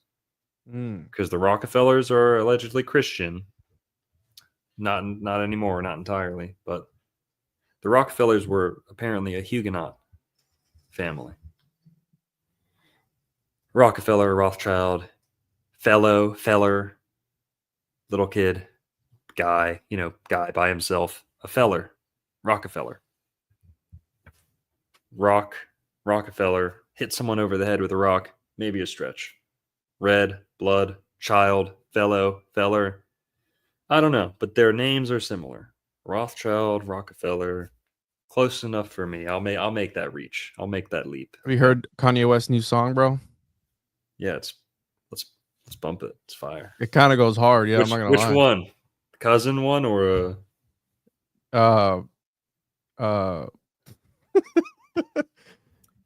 Hail Blippler. Yeah. Now, I think Oliver Stone chose this actor not just for his decent looks and, big frame compared to all the other Hispanic actors in the movie. I think he's trying to tell us a little something. And Juan, what did you say about Stephen Bauer, the actor? Who else did he play? A retired Mossad agent in this other show here. That makes sense. Retired Mossad agent Avi Rudin and Ray Donovan, which is a drama series. You know who else plays a Mossad agent in a movie? Who? Sacha Baron Cohen. But he's like a troll, though. He's like a troll. He does like some hardcore stuff.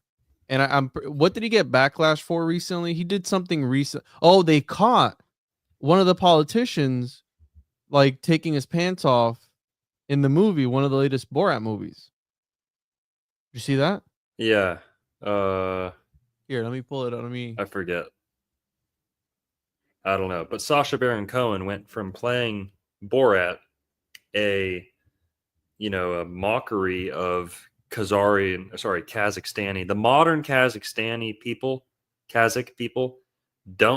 they're aware of a lot of this history. And that is why they hate. Like who that is? Trump's personal attorney. Yeah, apparently he is. Yeah. Yikes. Apparently Rudy Giuliani went to Jeffrey Epstein Island. Oh, I believe it. Dude's a creep. Yeah. But yeah, they catch him like taking his pants off and everything he's about to do, and then they come out and they catch him. But again, that went hush hush. But it did happen. Well, all right, guys, we're about 5 minutes into the movie here. 100 minutes into the episode. But so here, bro, it's so crazy though. I mean, like what you're bringing up and all these connections and everything. I mean, it goes hard. And then this comment right here, you know. Yep. Drug movie with a Bauer lead actor. What are the odds? So, Casting. Steve, yeah, keep an eye out for Bowers, people, and bears. But what else? How else does the bear show up in the Orsini family? Well, what about the state flag of California? Mm. Isn't that a red bear? Or a lot of red and a bear? I think that's the same bear. Definitely not a red state, but yeah, red bear. Yeah. Yep. So let's say okay, his right hand man is Jazillian. He has the name of a Khazarian king. It's a kind of a reference to Cuban crypto Jews as well. He's very tall compared to all the other actors. Maybe he's got a little Nephilim DNA on there. I don't know. He's got a cross on too. He's got a cross on most of the movie, which is kind of, I don't know if hypocritical is the right word. Ironic, right? That he has a cross on. Now, a lot of the actors and characters in this movie are Jazillian, and you would never even know it. Now, when Tony's talking to his friend, and his friend says, "Hey, they didn't let me in either. Like, neither of us got our citizenship." He says, "Did you tell them what I told you to tell them? Did you tell them that you had TB and you were in a sanitarium?" Now, this might be a stretch, reach, whatever. It's gonna be a stretch. 100%. Boy, are we feeling flexible here tonight. Okay, we're playing a little bit of Twister tonight. So, limber up, people. Who else had TB and moved to Florida because they had TB, or at least was told to tell people that he had TB? Can you make a guess? Coral Castle? Yeah, no, Edward Lee's got him, but also Flagler's wife as well too. Didn't she have TB? Yes. Yep.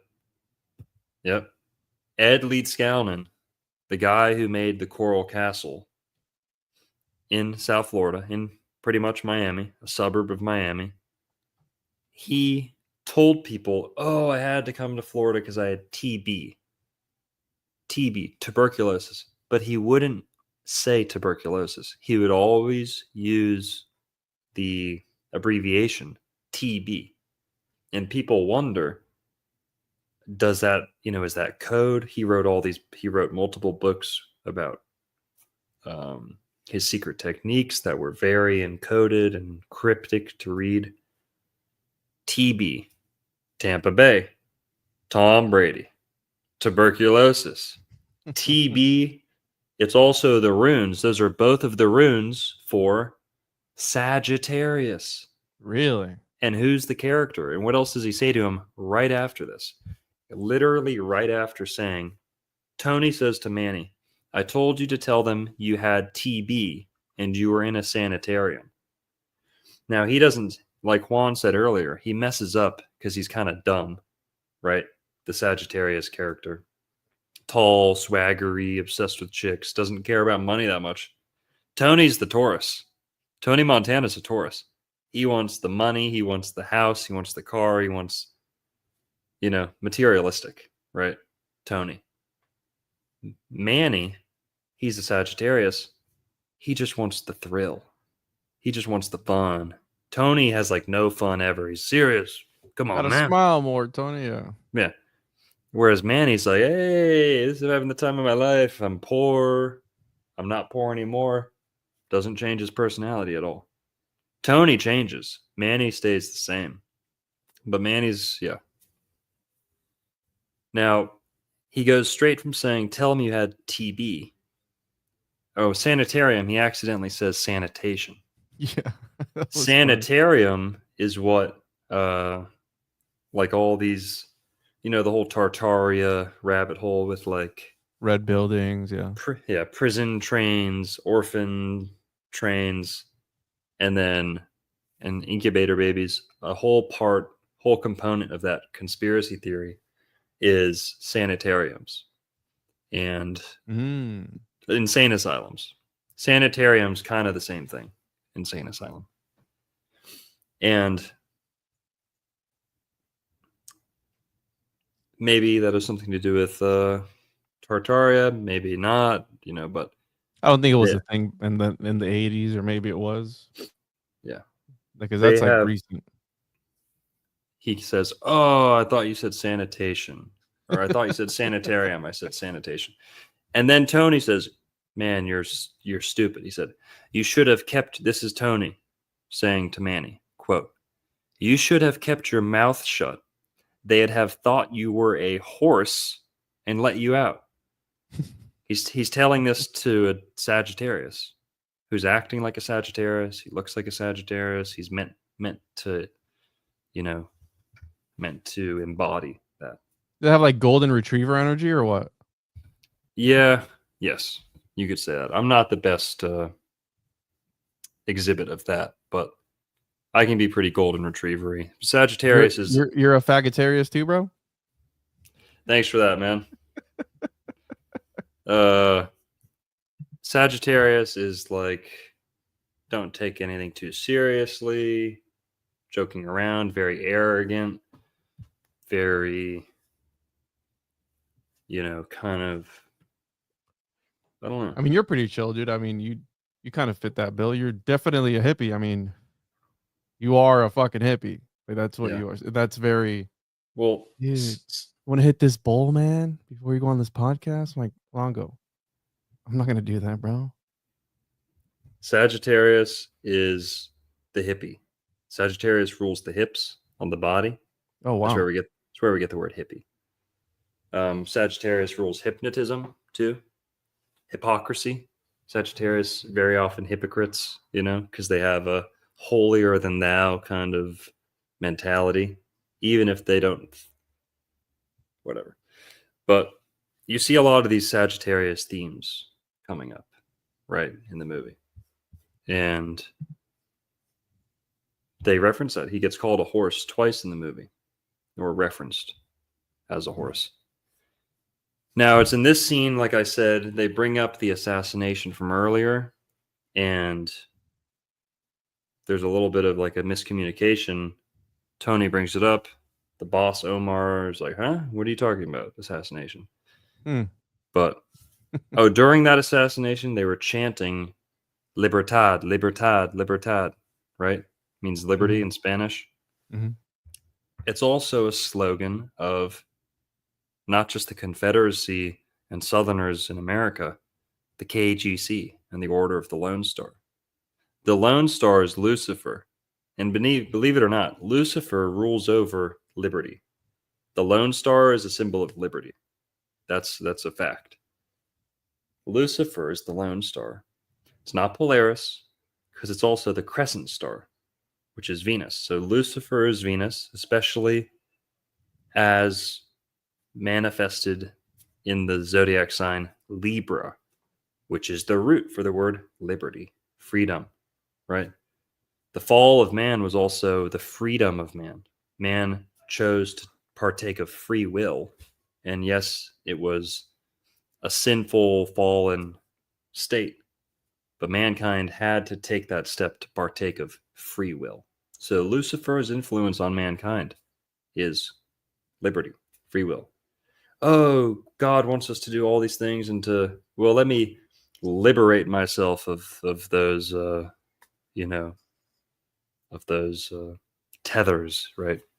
Let me liberate myself of that need to do better. Statue of Liberty, too.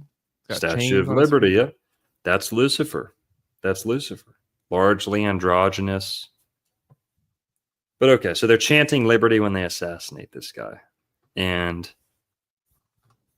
Cubans versus Colombians later on, the first shootout in the movie, they pit the Cubans against the Colombians. We'll skip past that part. There's some historic scenes in Miami, historic shots of historic buildings. But Hector, the guy, if we go to the shootout scene in the motel, please? I gotta be careful with this scene. Let's see here. Which part do you want to Like, see? just like the boss in the hotel room. The Colombian guy? Yeah. His name's Hector, or the actor's. Yeah, the character's named Hector, but it's played by a guy named. Who sets them up? Okay. The boss here, right? Guess what the guy's name is, the actor?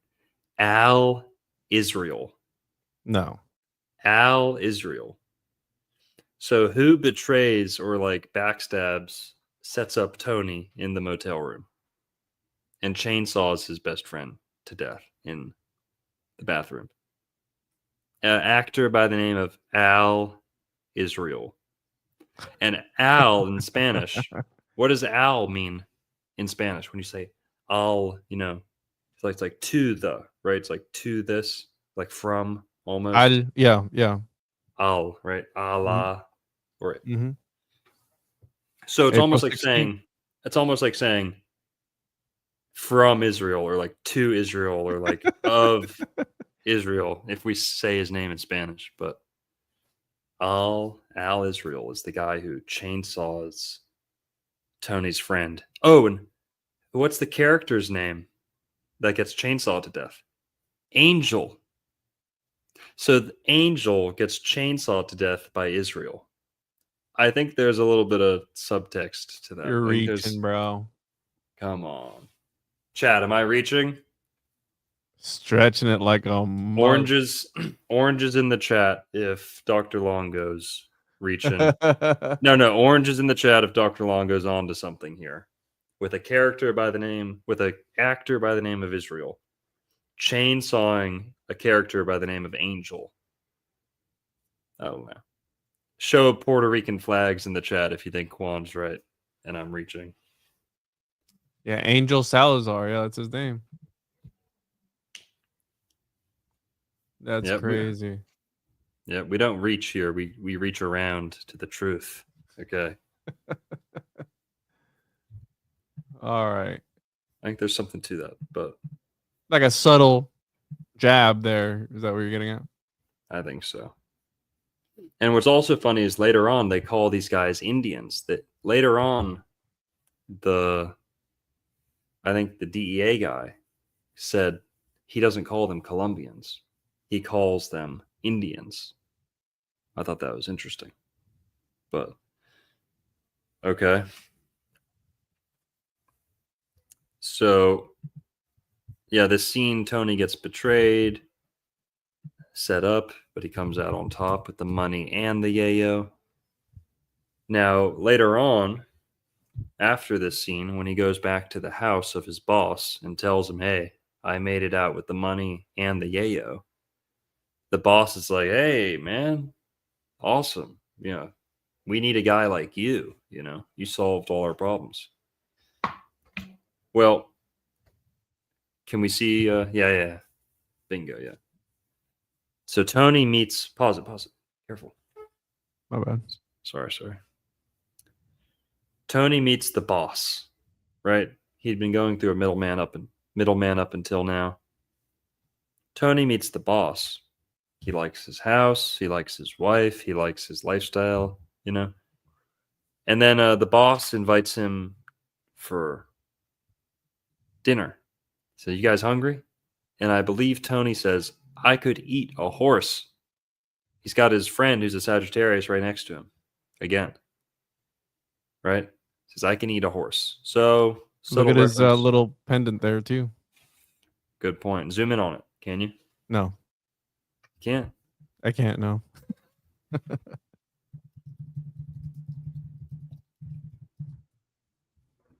All right.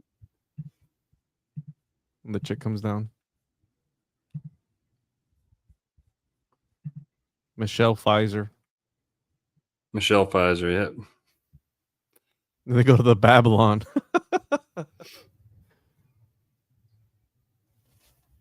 Okay, so I believe it's a chai. They call that the chai. And then he also talks about the Colombian guy being, I forgot what he called him. I think it was Yiddish. a Yiddish word for pig or something or other? Yeah. What does he call him? A Khazar. Khazar or Khazar. something. Yeah. Chazar. It's very, very close to Khazar. Mm. Khazarian.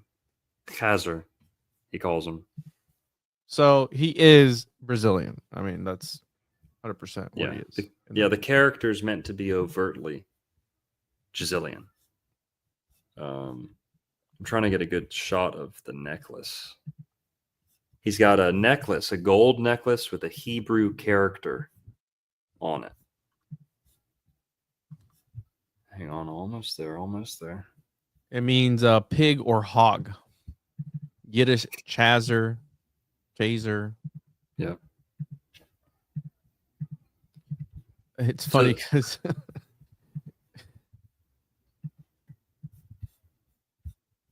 you remember there was this guy on Twitter that kept talking, like lived in New York, and he kept saying that he would hear Yiddish underground, like under his apartment building, that he could hear the Yiddish people speaking. It turned out to be real, bro. What the fuck? It's crazy. So we've got the boss with the Hebrew necklace. It's a chai, the letter chai, I believe. $5. Spelt like chai, Chai. Okay. But yeah, the character Frank Lopez is wearing a chai Hebrew necklace. Now, it's implied that he is also a Cuban Jew. Yes. Very, very common. The first wave of Cuban immigrants to America were largely Jewish too. They settled in Ybor City near Tampa Bay. So the first wave of Cubans in Florida, there was a ton in Key West already, but that's kind of like an island, whatever. They went to Tampa. So they were in Tampa in large numbers before they were in Miami in large numbers. I don't think they went to Miami until like the 50s. But they were in Ybor City near Tampa Bay in the 1890s. 1890s. Cuban Jews. Also, who was doing most of the cigar companies?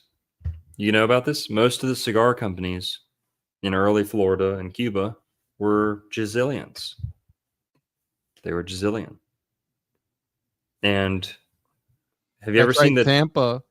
The tapping or taping of a cigar? Yep. Tampa. When you pack down a pipe, that's called tamping a pipe. Mm-hmm. When you like shuffle around what's the bowl a little bit. But yeah. Okay. So the Kai, he's got this necklace on. He speaks Yiddish in the movie. And Tony kind of wants his life. Tony ends up taking his life, taking his wife, like absorbing his, identity almost. But he's got that necklace on most of the times that we see him, that character. And what does he say? Hey, let's go to the Babylon Club. We're going to the Club Babylon. Now, I think this was a real club. Yeah. Let me pull it up here. But what are the odds that it's definitely, it's not unintentional. It's intentional. It's fictional. The fictional nightclub. Okay. So fictional. The name of the name of a proposed mixed-use building in Brickell, a Mediterranean restaurant in Miami Beach, and a strip club. Additionally, there's a Babylon Club and Lounge in La Romana, Dominican Republic, guys. So it was a fictional. Right. Well, Babylon, of course, in the Bible, there was a Babylonian, what's the word? Where they're not exile, Assyrian exile, but in Babylon they had, it's called. It was an actual building in Miami, though, in Brickell. Babylon Apartments. Would definitely not want to live there.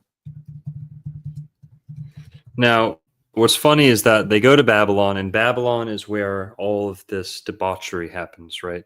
They're drinking. Tony's sister gets like banged or is about to get banged at the Babylon Club. There's corrupt cops at the Babylon Club, fat Khazars, he calls the guy a Khazar at the club Babylon. Well, this is a subtle reference to Babylon from the Old Testament. And it's also probably a subtle reference to the Talmud and the code of ethics of a lot of people in this movie. Babylonian ethics, right? If you say something's corrupt today, like Babylon is synonymous with corruption, technology taking over, steering people's behavior, the system, the law, the cops, the oppression. This is all kind of encapsulated in the word Babylon. You hear it in reggae songs a lot, right? They blame Babylon for everything, right? The cops are Babylon. The judge is Babylon. The Catholic Church is Babylon, right? So Babylon represents a place of bad morals, bad ethics. Is also a place where the Jews were allegedly not imprisoned. What's the word? What's the word that I'm looking for? It's not an exile. It was annexed, stationed, Babylonian held, captivity.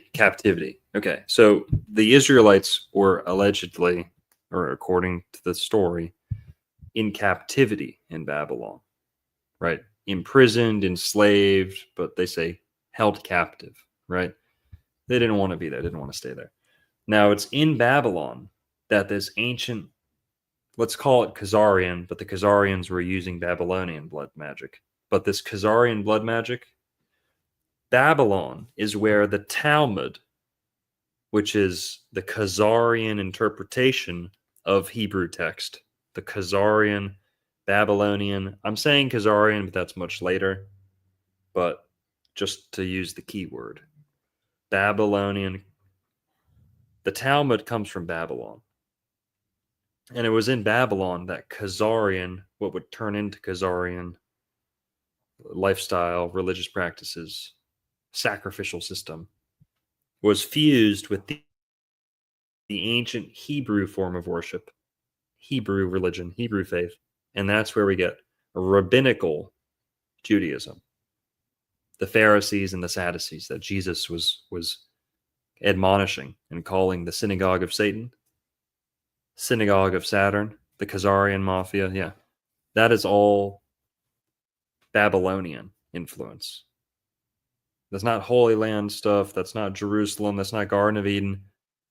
Babylon. So the club that they go to and make all these decisions at, Club Babylon. What else do you need to see? That's case closed right there, that this movie is a commentary on the role and pressure and lifestyle of Jezillians. It's kind of almost using Cubans as like a placeholder for Jezillian immigrants, right? Like, because in the 80s, this was happening. It's almost like McCarthyism in the witch trials.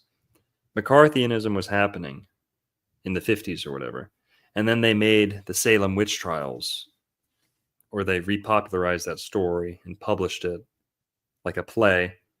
And that was a commentary on the communist witch hunt, the communist hysteria, right? They came out with that movie, really, or the story shortly after. And it was a veiled reference, right? Veiled description. I think they're kind of doing the same thing here. It's like, oh, Cubans coming to America. They just got expelled from Cuba and they have to come to America. That very closely mirrors how they got to Cuba. They were expelled from Spain, and the conquistadors set up in Cuba. They had to start out fresh, right? Do things like piracy, right? Roll up their sleeves, do things they wouldn't have done in Europe. It's almost like a mini microcosm, mini retelling of that story with Cuban / Jezillian, Khazarian characters and actors. But when the scene where they put out the hit on Tony, and it's like a fat character, somebody dressed up. What is that? What was all that about? Was that kind of was that a reference? Was that a Brazilian, that character in the nightclub that night? The fat guy? Yeah. Well, he gets called a Khazar. No, So I'm talking about at the end of the movie, like towards the ending, when Lopez, I guess is I forget the guy's name, the original Kingpin guy puts out a hit on Tony, and there's two Mhm. dudes that shoot up the club, but they shoot it up while there's like this character performing. Oh, And the it's like comedian. was it a comedian? Yeah. What was he Yeah. trying to portray with that character that he had there at the end? Is that another reference to the He's Brazilian? also he is Gisilian. That character is the comedian who's telling the jokes up on stage. He is a Gisillionaire. But yeah, he's in like Law and Order now. He's like an actor. Oh yes, I've seen him before. Yeah. Yeah. Very Gisilian. Visually recognizable. This thing Oh. right here, is that the comedian? Oh, okay. Sorry. No, I forget what that is. But I thought the same thing. It was almost like propaganda images. Yeah, that was weird. It was. It's almost like a golem type thing, Mm-hmm. right? Here, Shandy with the 199 pound euro, something like that. Love and appreciate your work. Hearts from the UK. Appreciate it, Shandy. John Sup with the $5. Longo do archaics impersonation of say hello to my little friend. Okay. Okay. We're gonna be in one of his videos, dude. Don't do that.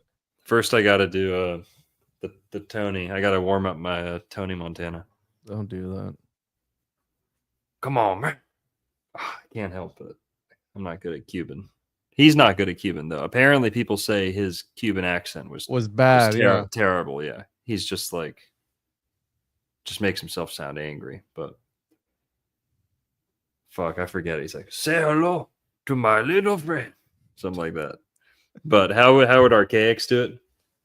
The DEA or the assassins are like breaking down his door. He's like, who's that, man? Come on, man. Why are you storming my mansion?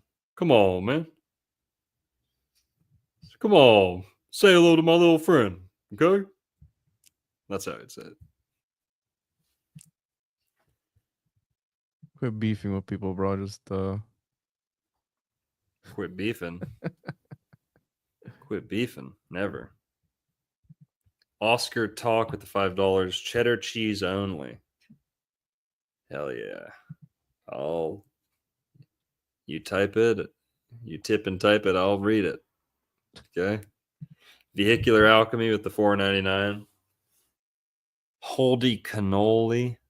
In Sunny in Philadelphia, they remake Serpico, and there's a cat born in gasoline named Jack Bauer. I'll take his word for that. I've never watched that show. Jordan Fulvio with the $1.99. Would you give your perspective on RH negative blood? Yeah. It's awesome. The witch's blood. RH negative. They got the Atlantean superpowers. They got the dormant Nephilim DNA. I happen to be RH negative. My blood type's A negative. I do believe in like the RH negative superpowers. But it can be used for good or bad, The royal families all want to be RH negative too. That's why they're so careful with who they reproduce with. They like to keep the RH negative blood. Fuck it. Say whatever I want. They think that there is a higher IQ that goes along with being RH negative. Hang on, people say, oh, is there really a connection between blood type and intelligence or IQ? Well, we do know that type AB is more likely to be a genius, like super high IQ, than any other type. AB. It's also the rarest blood type, but that's just the letter.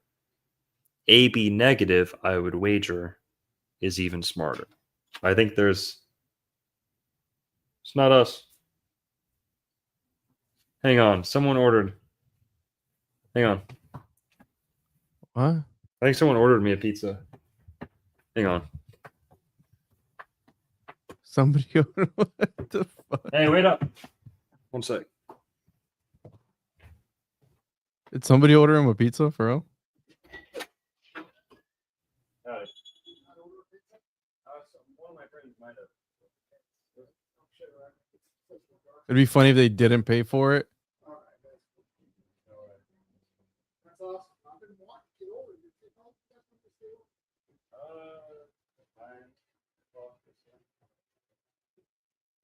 Did one of you order him a pizza for real or no? Sorry, I didn't remember. I'll give you some cash. Did you at least? I'm sure. It would be fun if it was meat lover. That's how they got Bill Cooper. What, with a pizza delivery? Saw a comment earlier about pizza. Is it meat lovers, bro? Dude, I was just gonna say that. All right, guys, let's take a vote. Who thinks someone ordered me a small Domino's pizza? Okay, and the dude, he was knocking on the door, and I was like, I didn't order a pizza. Get out of here. And the guy, he wouldn't leave. He was just sitting in front of the door, and I'm like, what the hell? And I was thinking, I was like, oh, someone might have ordered me a pizza. And I said, did they tip you? He's like, I think so. And I'm like, okay, whatever. But what do you guys think? Is it meat or is it vegetarian? Fucking Let's meat, see. bro. They're gonna Let's troll see. you hard as fuck.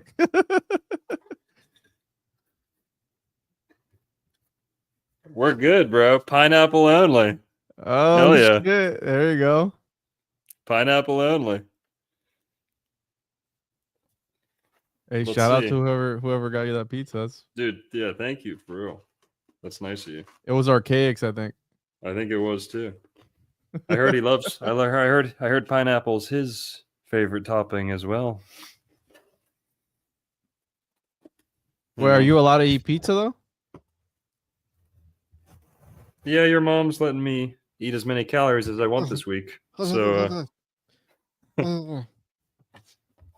all right, who sent the pizza? Yeah, I was trying to ask them when you were gone, but they didn't. Pineapple on pizza is blasphemy. Nope. Be careful. Lake Worth Beach is a bit shady at night. Not me. Magic Man said me. Wait, that's chicken. There's chicken. No. There's chicken on. No, I'm just kidding.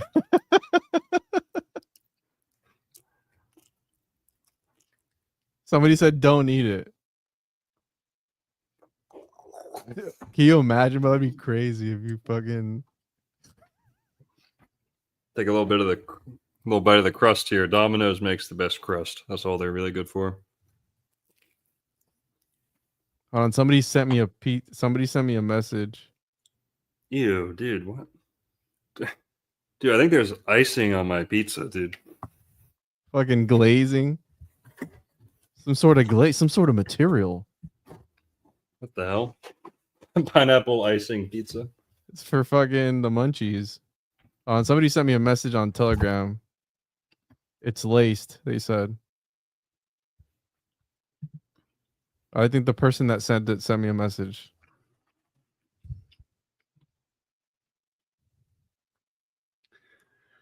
No, he didn't. Never mind. Somebody sent it, bro. That's kind of weird. Don't they like to play dominoes in Cuba?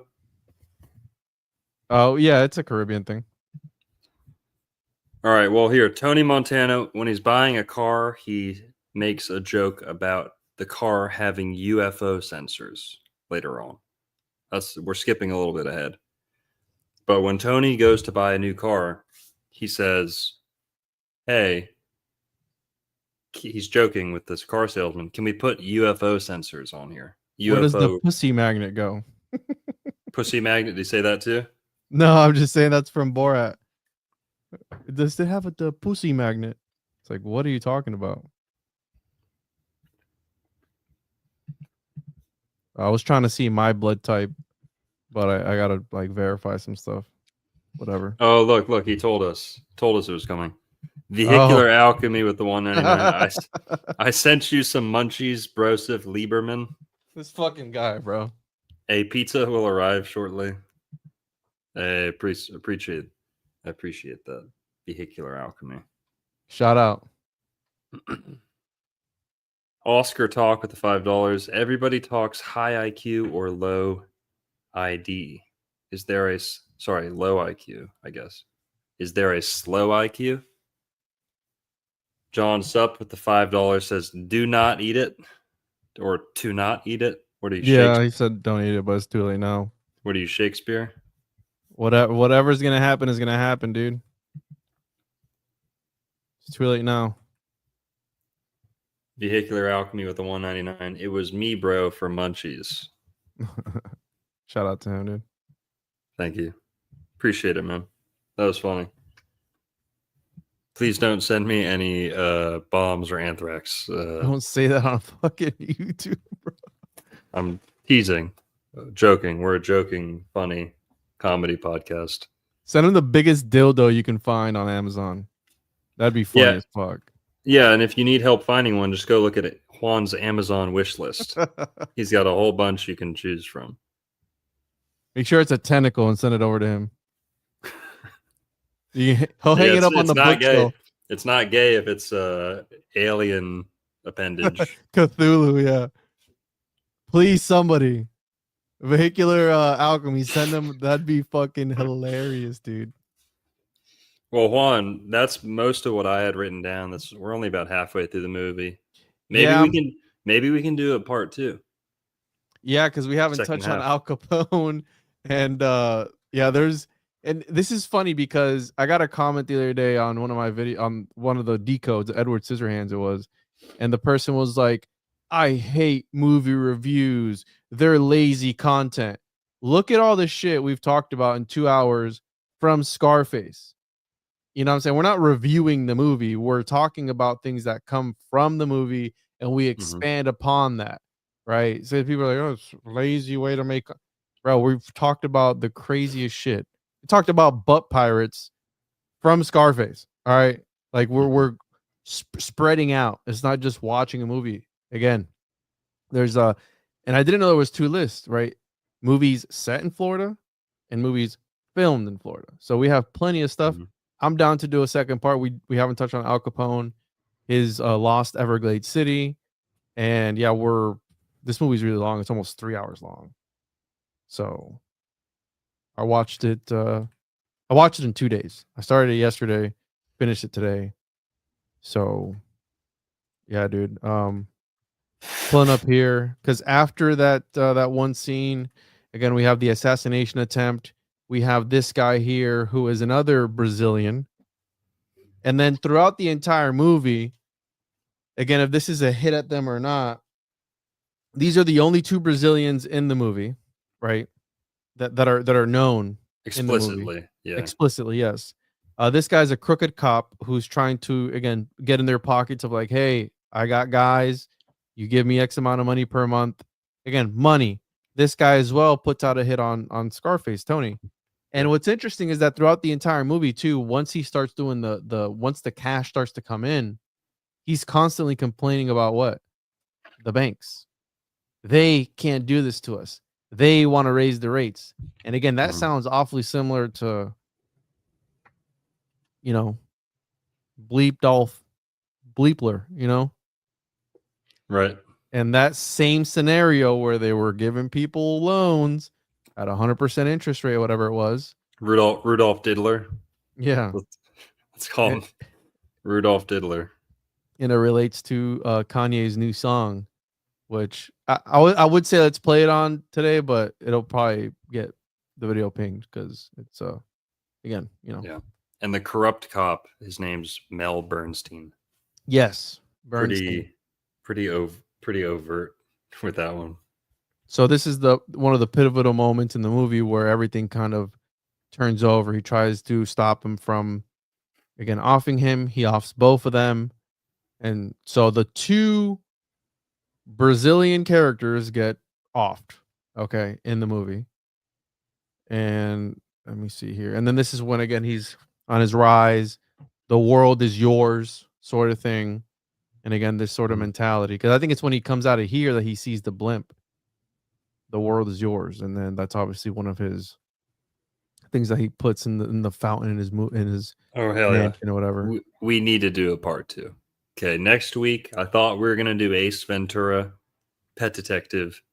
We're gonna have to do Scarface part 2 next week. Let's do it. Talk. We didn't even get to talk about cocaine, Coca. Oh yeah. Deities at all too. Yeah, and in 30 minutes. You got 30 minutes before. And Will he make it home?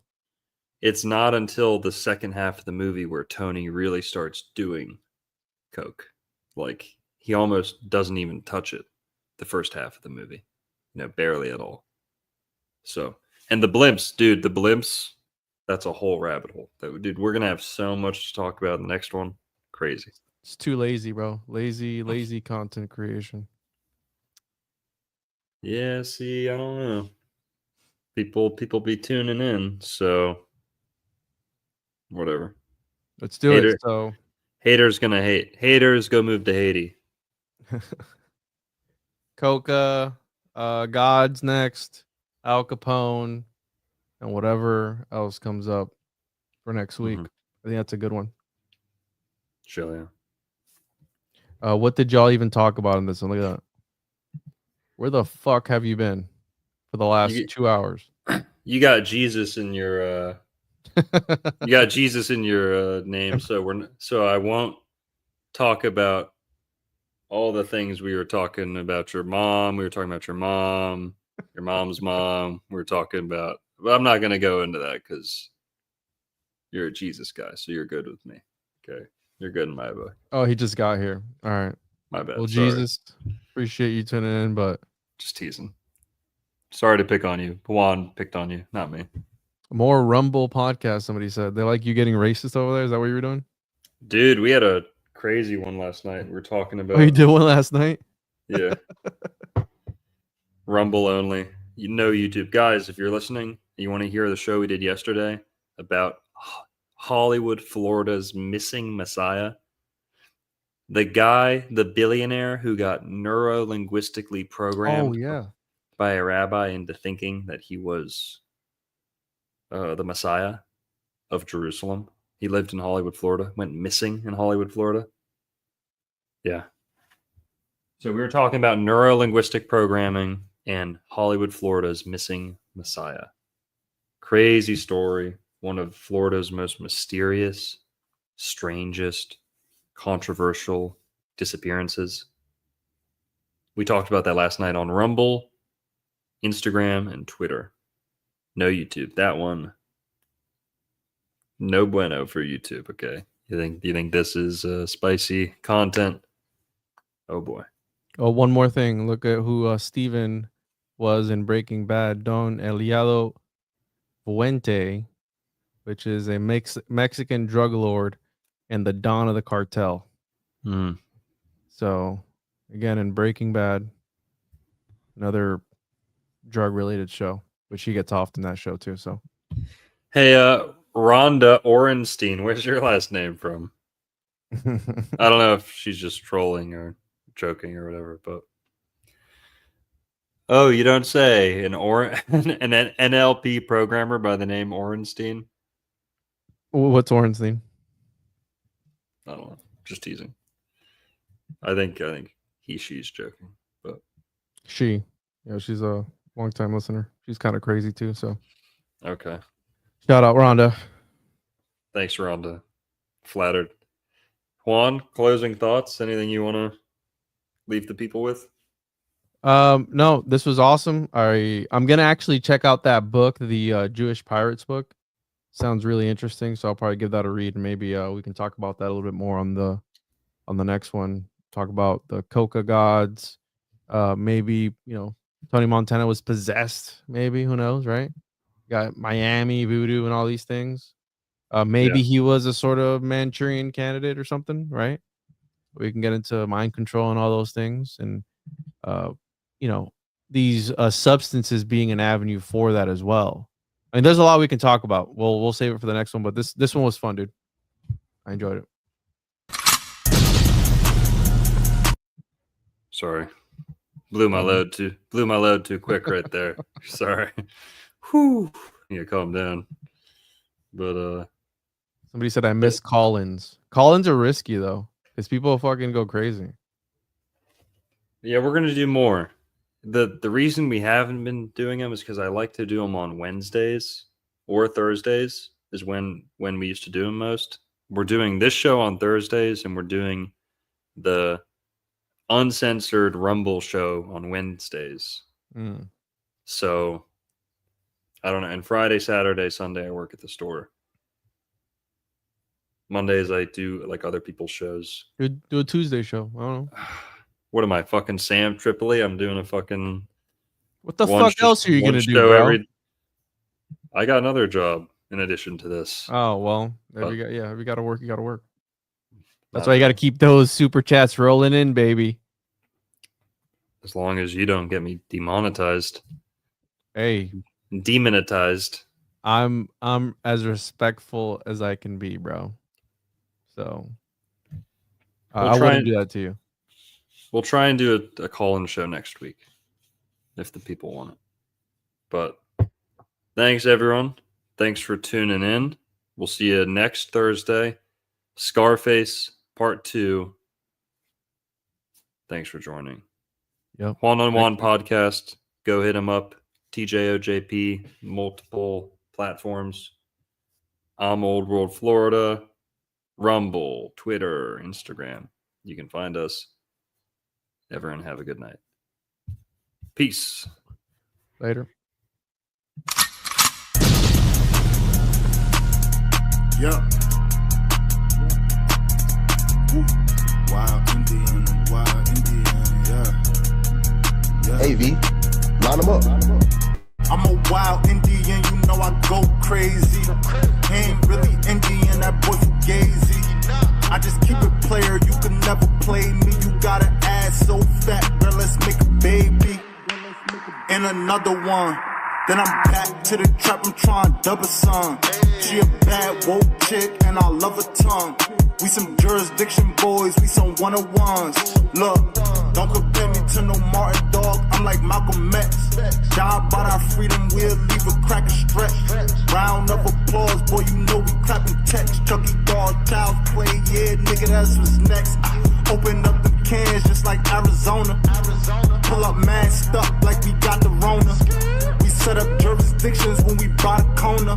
How you claiming that's your hood and you not the owner? Be the B, I just pulled up in the need for speed. Free the land, tell the colonizers that they need to leave. Wild Indian up in my veins, you know how we bleed. You ain't gotta lie about who we is, dog, just keep it G. We at war, we can't keep the peace.